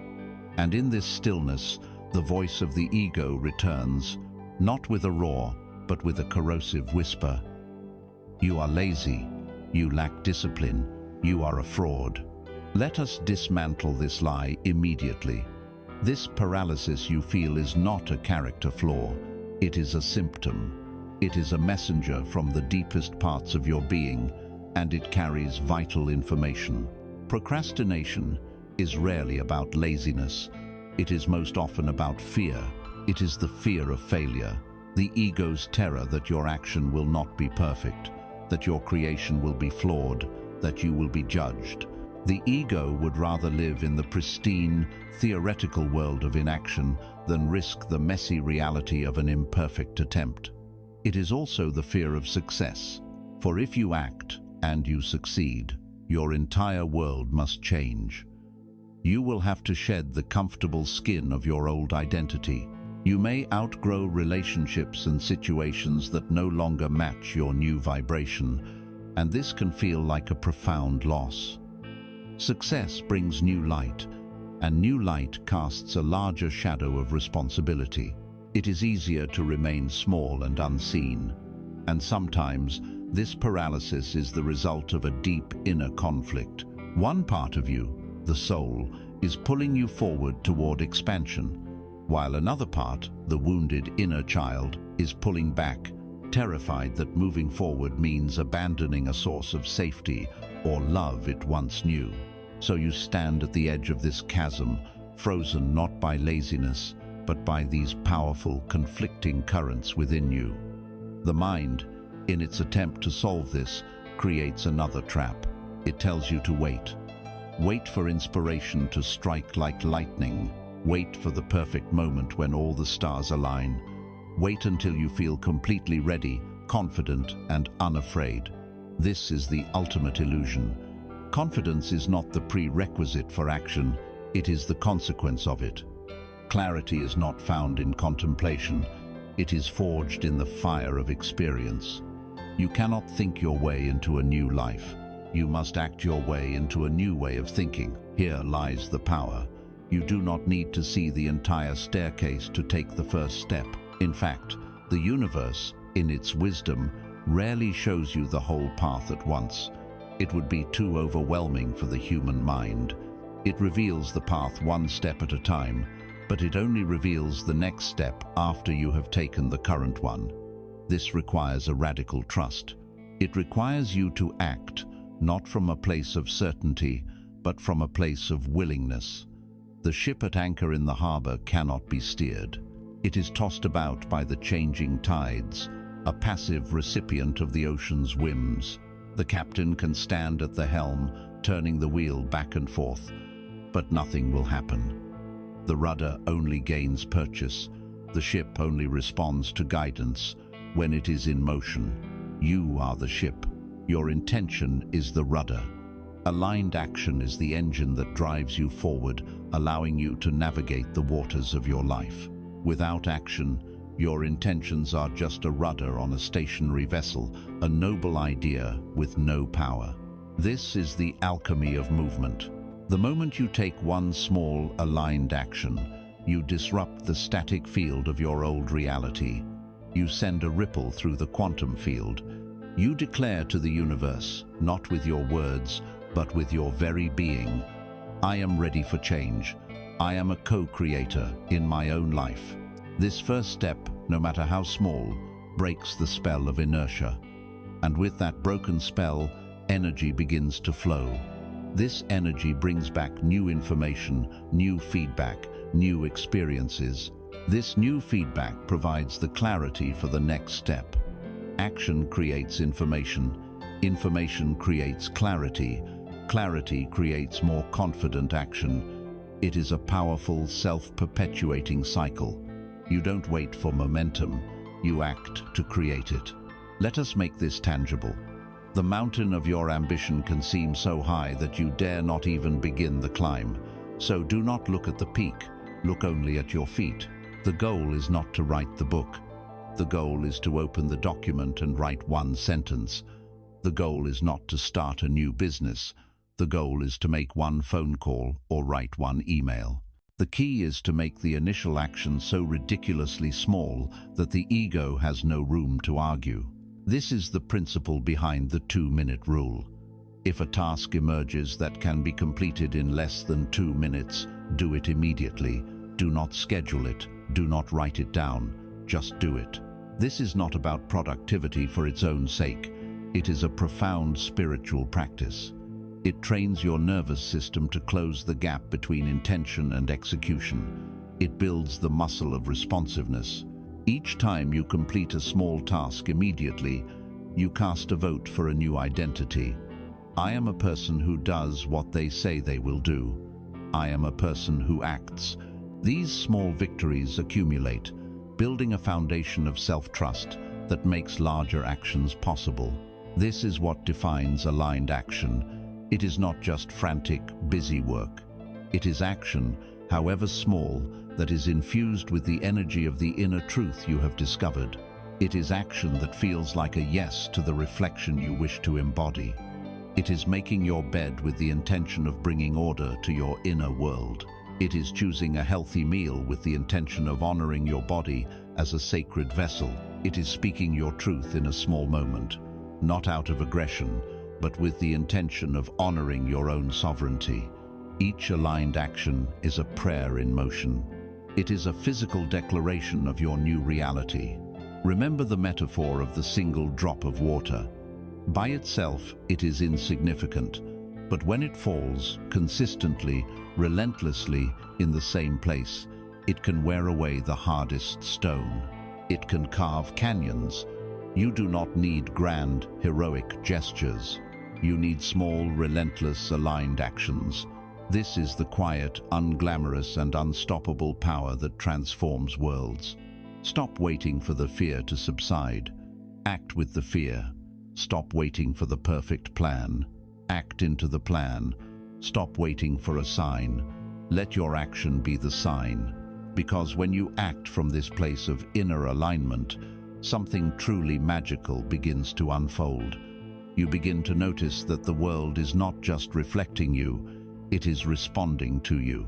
Your movement creates a current, and the universe begins to flow with you.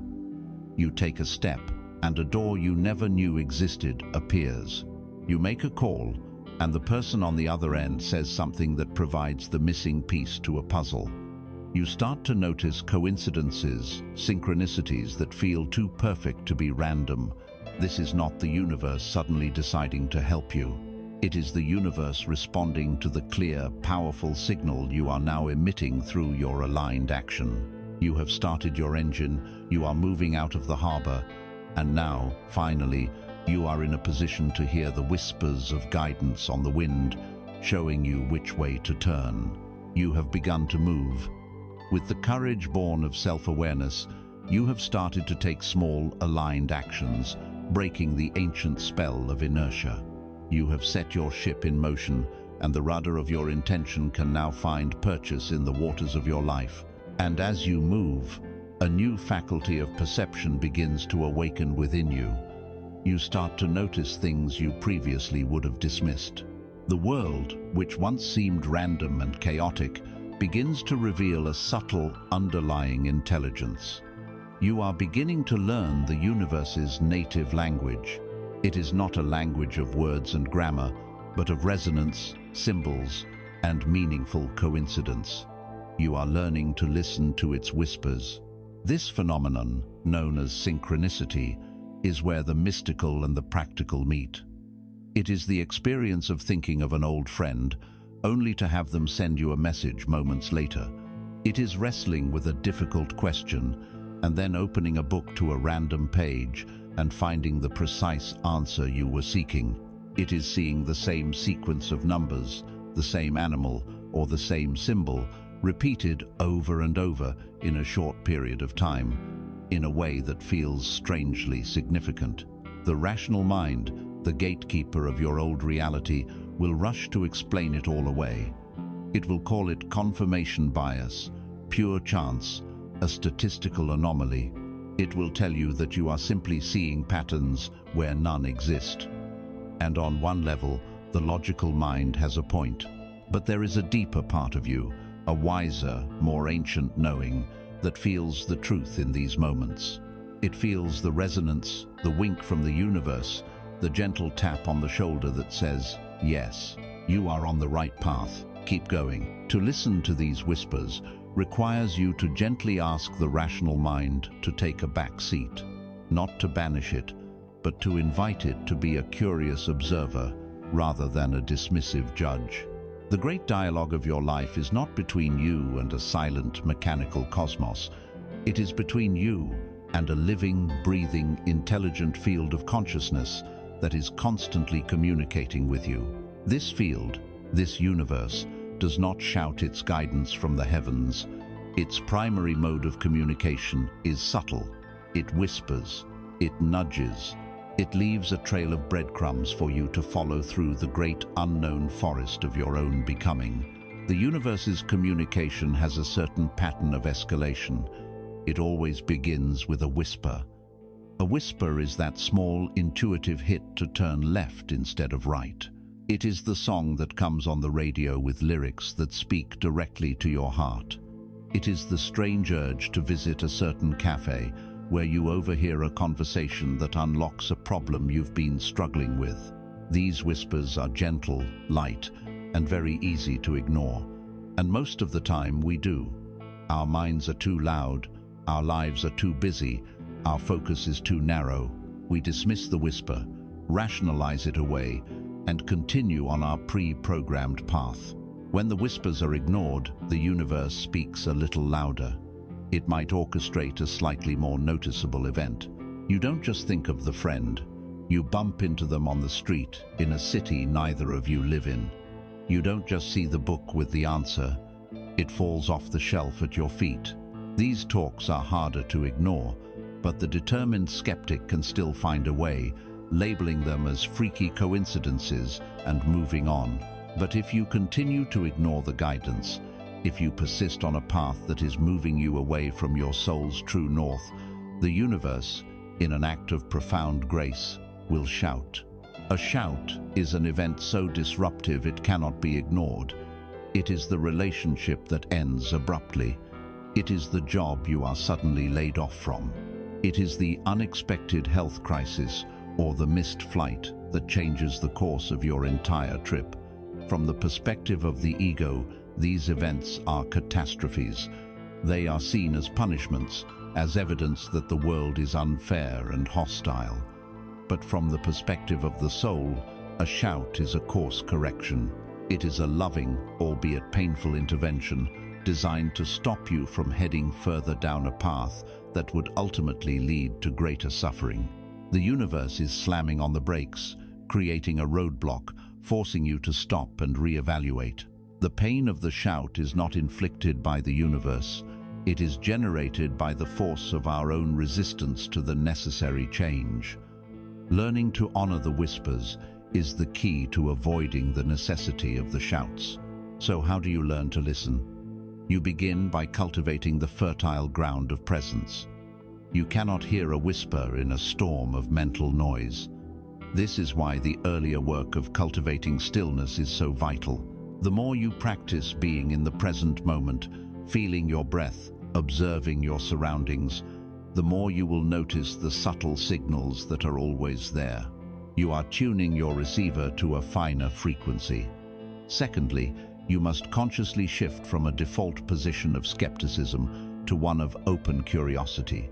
When a synchronicity occurs, instead of your first thought being, "That's just a coincidence," let it be. That's interesting. I wonder what that might mean.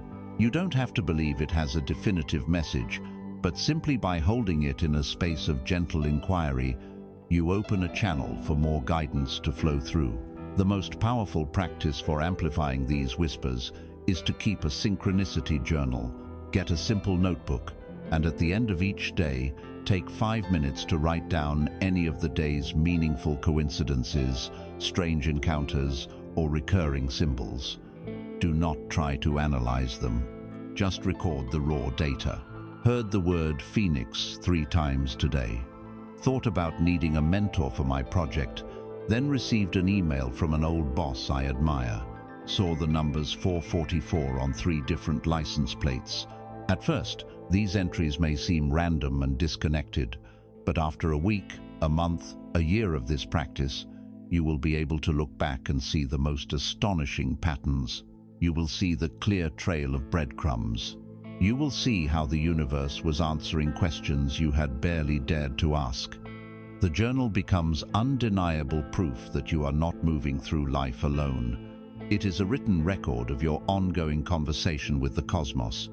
As you become more attuned to this cosmic dialogue, you will notice that these external signs always have an internal counterpart. A synchronicity will land in your awareness, and you will feel a corresponding click inside, a feeling of rightness, a subtle hum of resonance in your body. It is the external world confirming an inner, unspoken truth. It is the universe providing validation for a feeling you were not yet brave enough to fully trust. And this is the crucial turning point. The whispers from the outside are teaching you, strengthening you, and giving you the courage to begin trusting the primary source of guidance that has been there all along, a source that does not rely on external signs, but speaks directly from the center of your own being. The whispers of the universe are ultimately an echo of the silent, unwavering voice of your own inner compass. You have learned to walk in a new way, with your senses awakened to the subtle language of the world around you.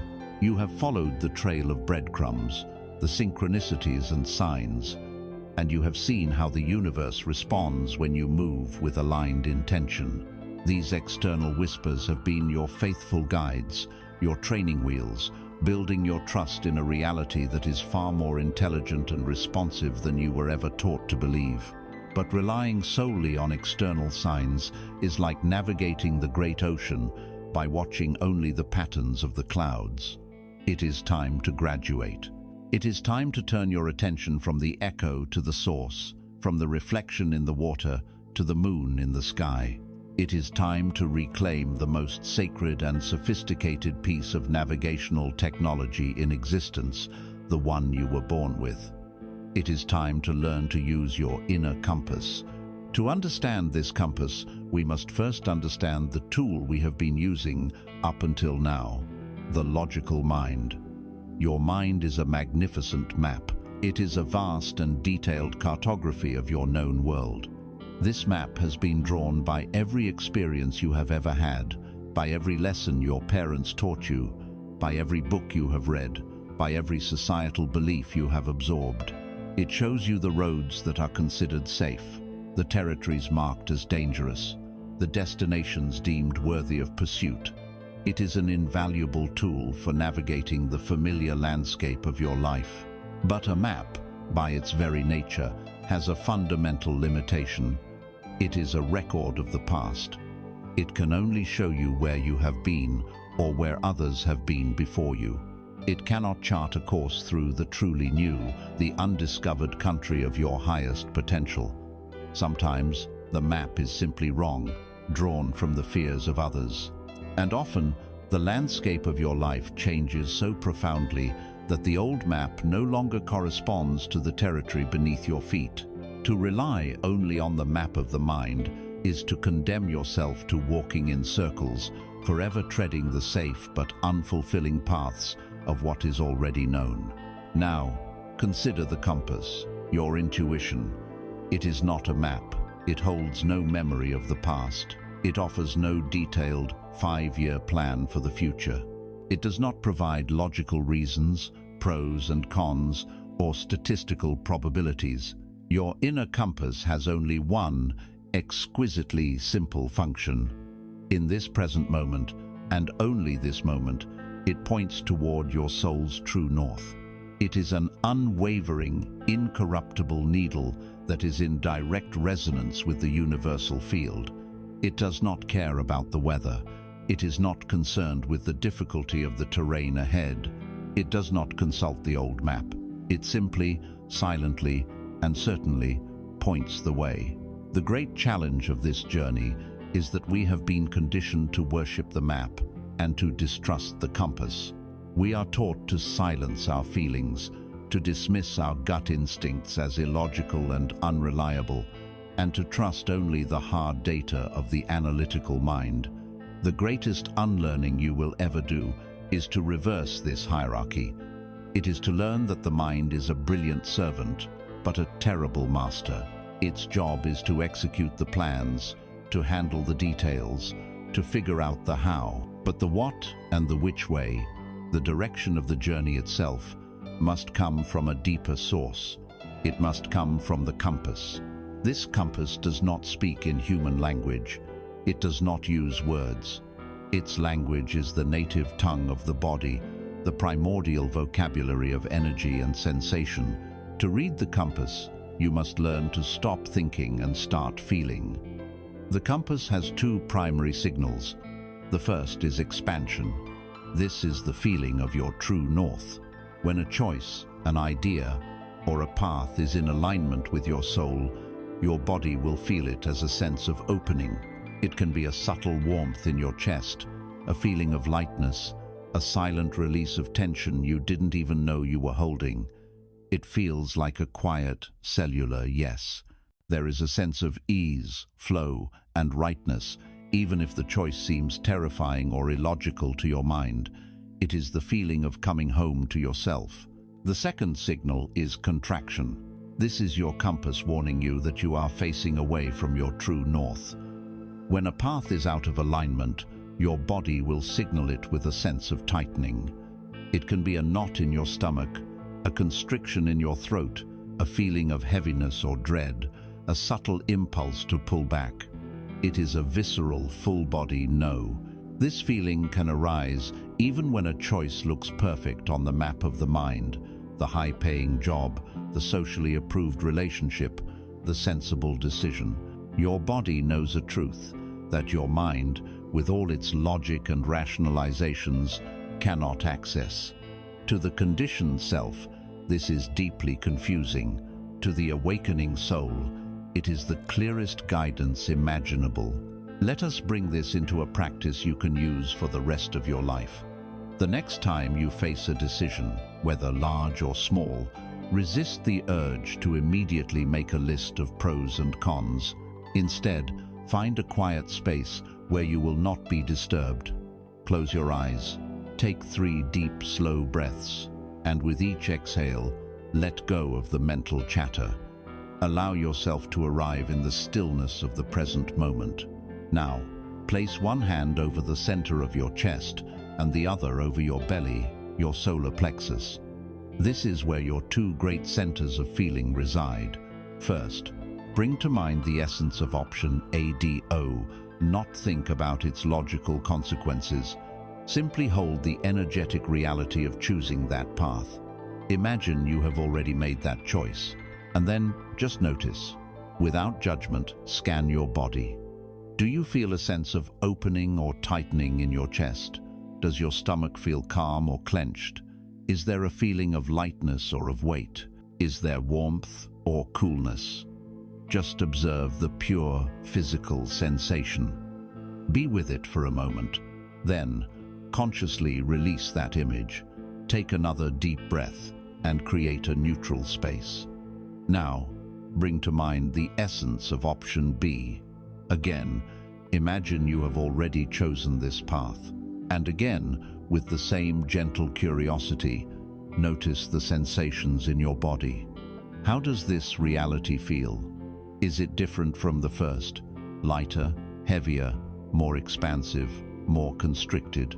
The answer you seek is not in a complex analysis.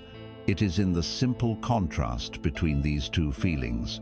One will feel like home, the other will not. That feeling is the compass. To trust that feeling, especially when it contradicts the detailed and seemingly rational map of your mind, is the supreme act of faith in yourself. It is the declaration that you are your own oracle. As you practice this, you become your own guide. You no longer need to desperately seek signs in the outer world, because you recognize that the outer world was only ever reflecting the guidance system that was already within you. You are the source of your own truth. And as you lean into this trust, a final, profound realization begins to dawn. You begin to wonder, how does this compass work? A physical compass points north because it is aligned with the planetary magnetic field. It is not separate from the larger system. It is a sensitive instrument that resonates with it. Your inner compass operates on the same principle. It is not just yours. It does not function in a vacuum. It knows which way to point because it is an inseparable part of the intelligence of the entire universe. Your intuition is a localized expression of a universal consciousness. Trusting it is not just an act of self-trust. It is an act of trust in the wisdom that animates the stars and breathes life into the forests. The dividing line between you and the universe begins to dissolve. You realize you are not just a sailor using a compass to navigate the ocean. You are a wave, and your very nature is one with the ocean itself. This is the doorway to the ultimate truth of your being, the realization of oneness. You have learned to trust the feeling, that silent, unerring pull from the center of your being, your inner compass. You have felt it guide you, felt it point toward a truth deeper than logic, a wisdom that transcends thought. And perhaps, in the quiet moments of trust, a final, profound question has begun to surface in your soul. How does it know? How does this compass within me know the way, without a map, without a reason? This question is the final doorway. To push it open is to step across a threshold into a reality so vast, so liberating, that it shatters the very foundation upon which your old world was built. To answer this question is to dissolve the most ancient and painful illusion humanity has ever known, the illusion of the separate self. Look back upon your life, upon the history of our world. What is the source of the deepest ache in the human heart? It is the feeling of loneliness, the feeling of being a small, fragile eye, adrift in a vast and often indifferent universe. It is the experience of being contained within this skin, separate from all that is out there.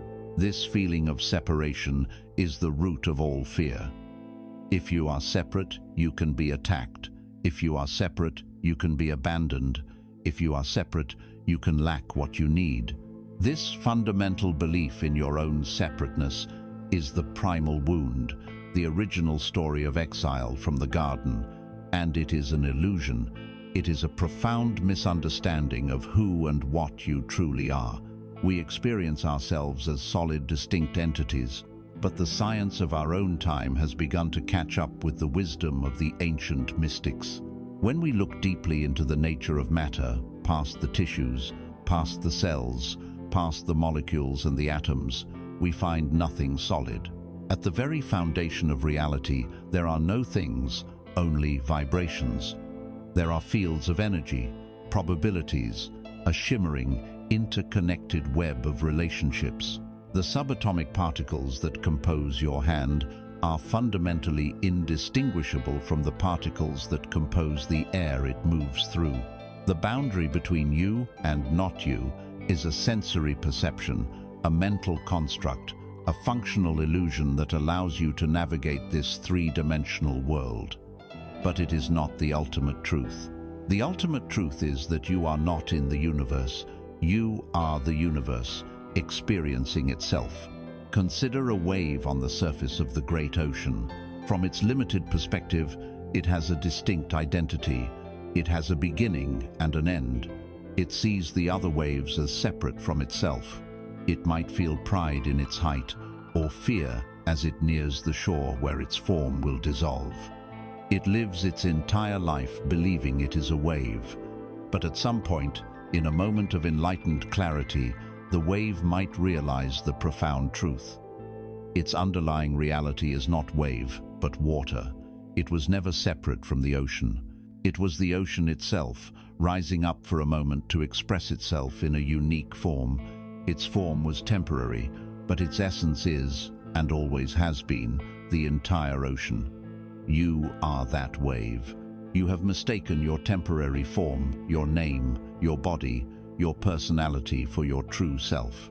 The great journey of awakening is this moment of realization, when you stop identifying as the wave and remember that you are the ocean. You are not a drop in the ocean. You are the entire ocean in a single drop.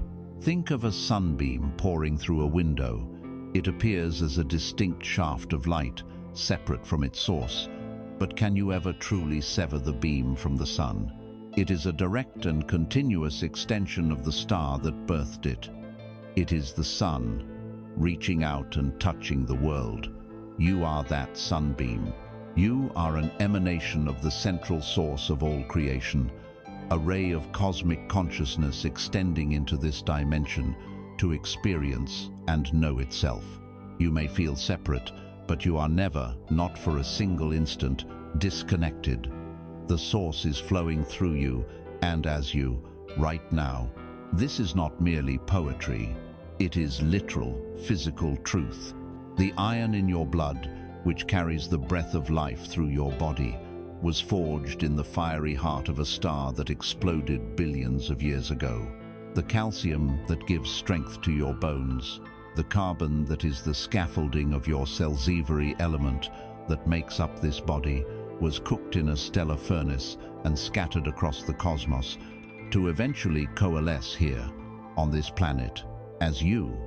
You are not just made of stardust. You are the living, breathing, conscious legacy of the stars. When you look up at the night sky, you are not looking at something separate from you. You are looking at your own ancestral home. You are the cosmos, having become self-aware. When this truth lands, not as an intellectual concept, but as a deeply felt reality, everything changes. The profound ache of loneliness dissolves, not because you have found a companion, but because you realize it is impossible to be alone. You are intrinsically woven into the fabric of all existence. How can you be alone when the life force of the ancient redwood tree is the same life force that beats your heart? How can you be separate when the light of the most distant galaxy is made of the same photons that allow your eyes to see these words? The desperate, egoic drive for competition and comparison gives way to a sense of profound collaboration. You realize that harming another person, or any part of life, is, on a deep, energetic level, harming an aspect of yourself.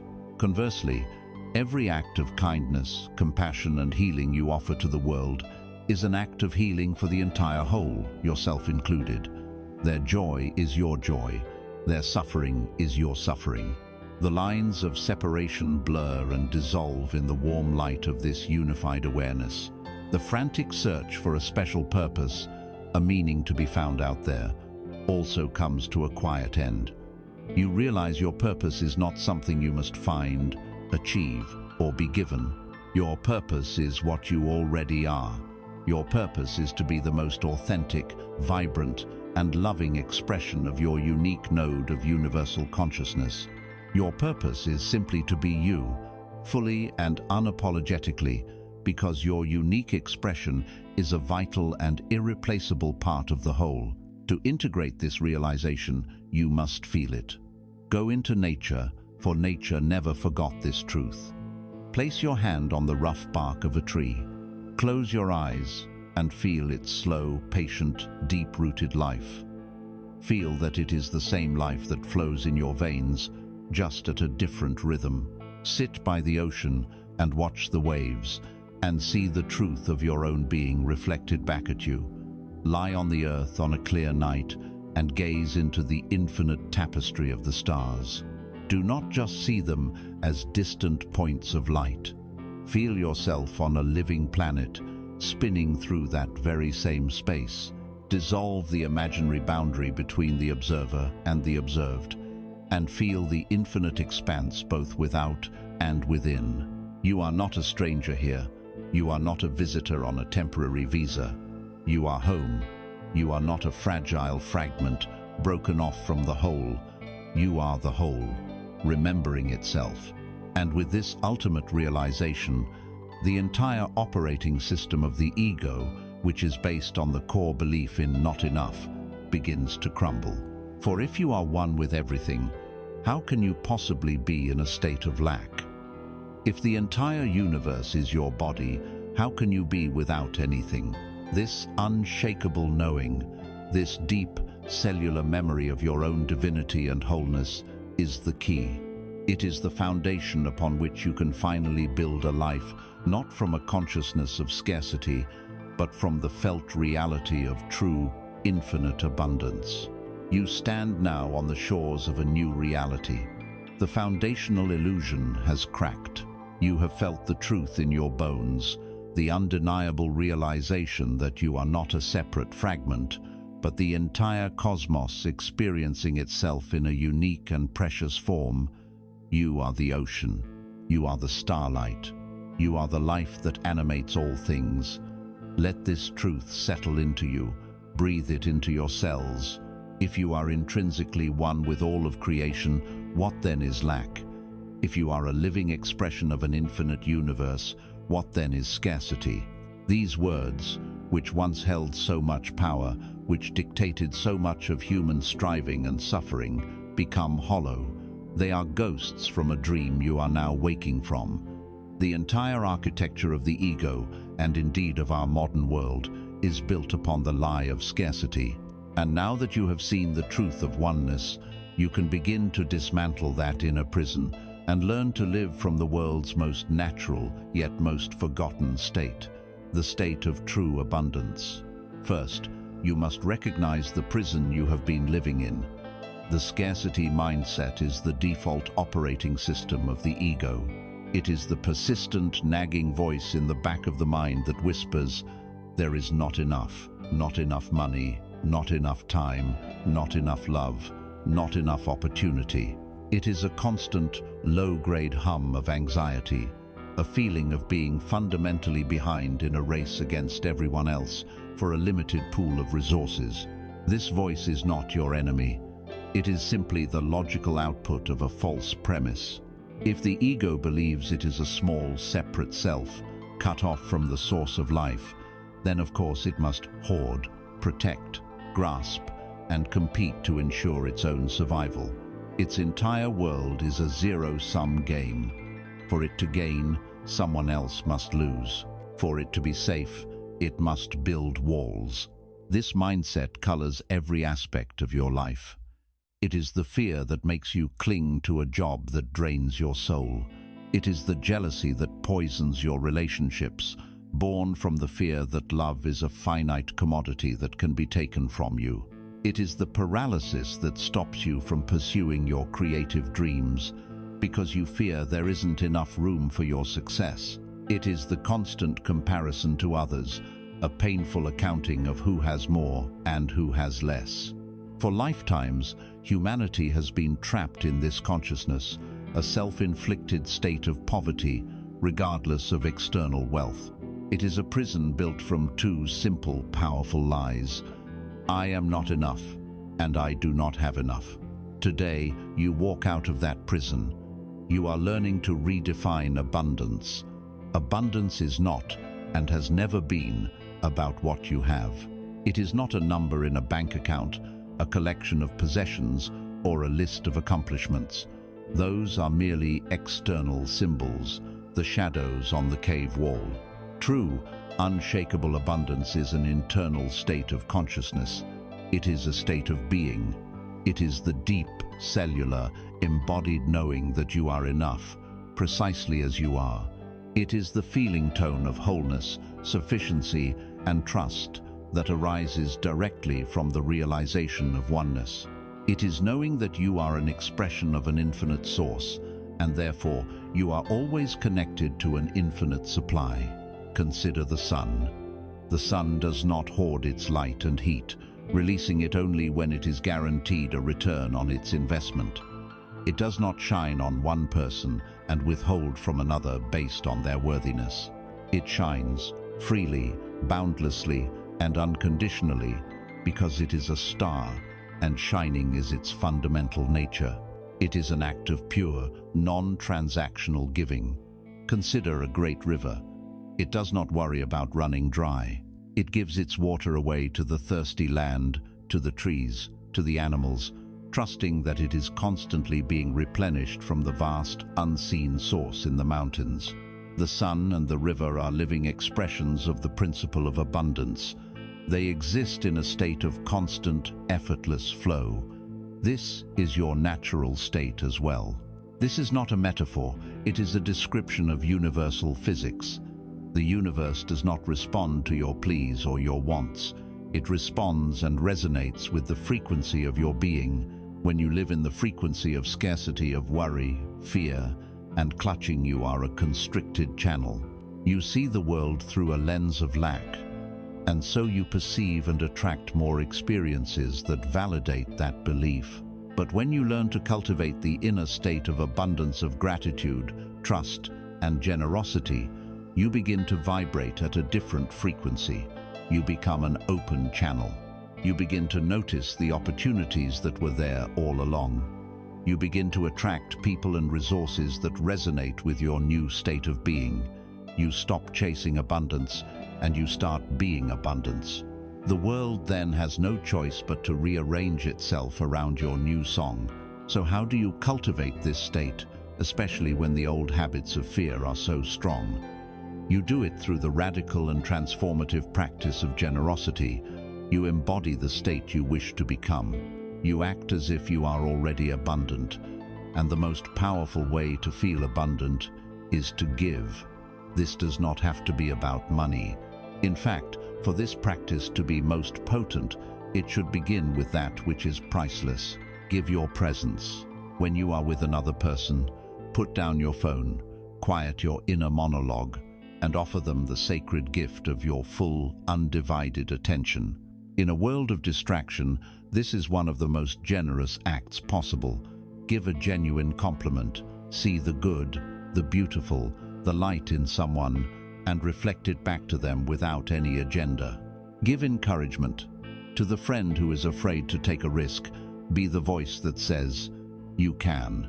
Give a heartfelt smile to a stranger. It costs you nothing, but it can change the entire course of their day. Give your help freely. Give forgiveness, releasing both yourself and another from the prison of resentment. Every single act of giving, no matter how small, sends a powerful, unambiguous message to your own subconscious mind and to the universe.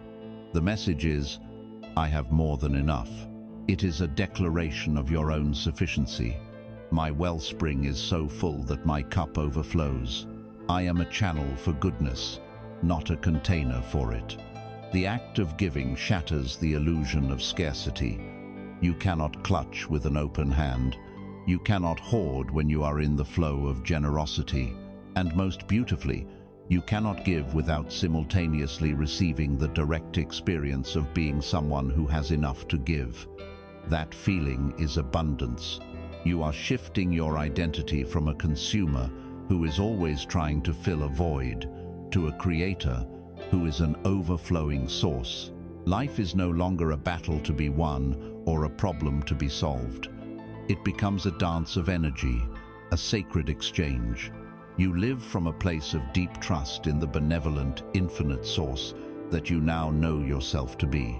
And as you embody this state of open-handed, abundant living, as you act boldly from this place of wholeness and trust, you may notice one final ghost of the ego trying to cling on. It is the desire to control the outcome, to manage the results, to dictate to the universe how your generosity should be repaid. And this is where you are invited to learn the final, most graceful art of this entire journey, the profound paradox of surrender. And so, you have come to the final turn in the path, the last great secret of this journey inward. You have learned to live from a place of oneness, to act from a state of abundance, to give freely from a wellspring that can never run dry. You are taking bold, aligned, courageous action, infused with the light of your own awakened consciousness. You are a powerful creator, consciously shaping your reality. Yet, even in this empowered state, you may feel a final, subtle tension. It is the ghost of the old self, the last whisper of the ego. It is the attachment to the outcome, the desire to control how your creations will unfold. This is the final battle, but it will not be won with struggle. It will be won through the gentle, profound, and paradoxical art of surrender. In our conditioned world, the word surrender is deeply misunderstood. The ego hears it and immediately recoils. It equates surrender with defeat, with giving up, with waving a white flag and admitting failure. To the ego, which is built for control and survival, surrender is the ultimate weakness. But this is a profound misinterpretation. Spiritual surrender is not passivity. It is not resignation. It is not the abdication of your creative power. In fact, it is the highest and most potent form of power you can ever embody. True surrender is not what you do instead of acting. It is what you do after you have acted fully.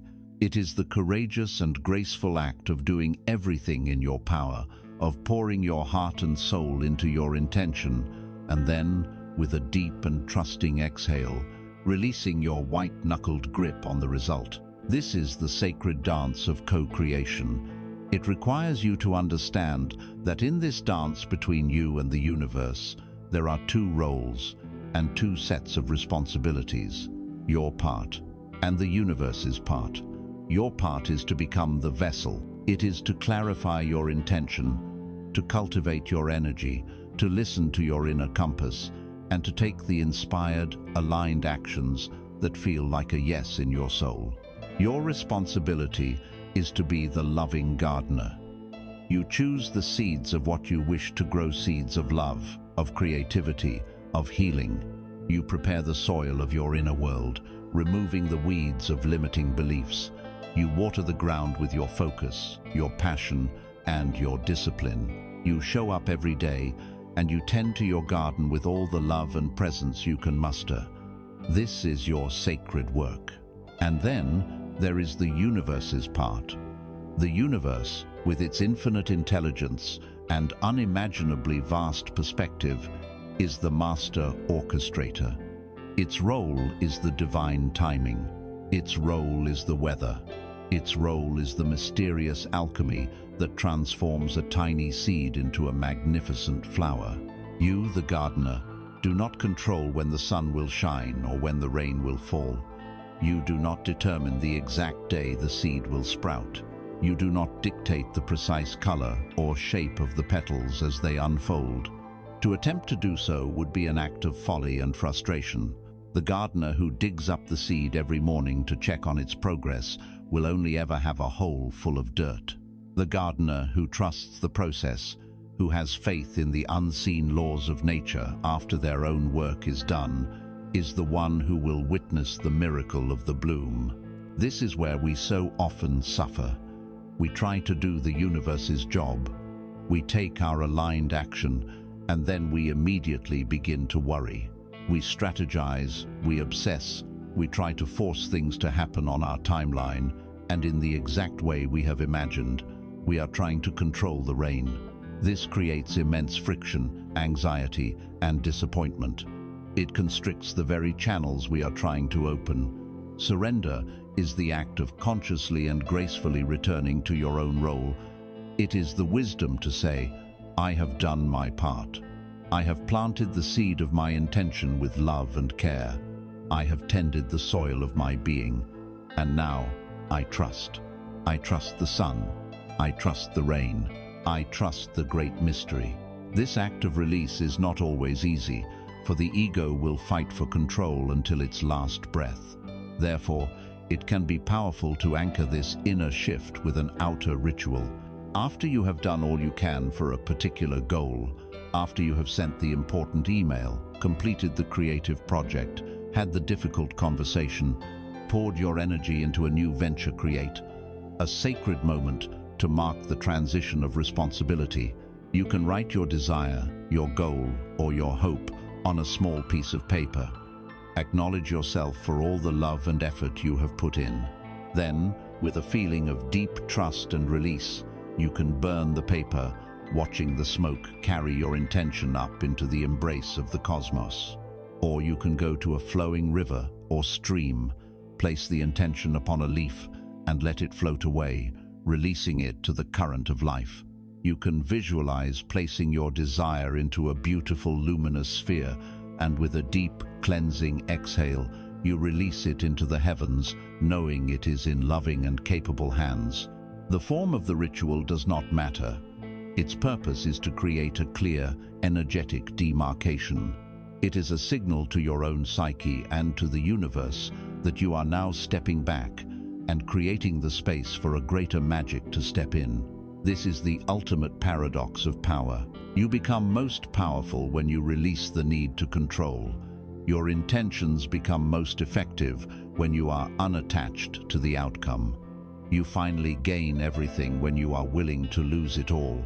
You stop fighting against the river of life, and you learn to float, trusting its current to carry you exactly where you need to go.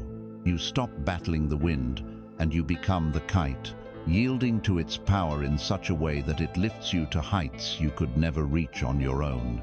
You are no longer the lone soldier, struggling and striving. You are the dancer, moving in perfect fluid harmony with the music of the cosmos. This is the ultimate peace. This is the ultimate freedom. It is the end of the war within. It is the ability to show up fully in your life, to love with an open heart, to create with boundless passion, and to then rest in the serene, unshakable knowing that the outcome is not your burden to carry. You have learned to trust the unknown, not just as a concept, but as a lived reality.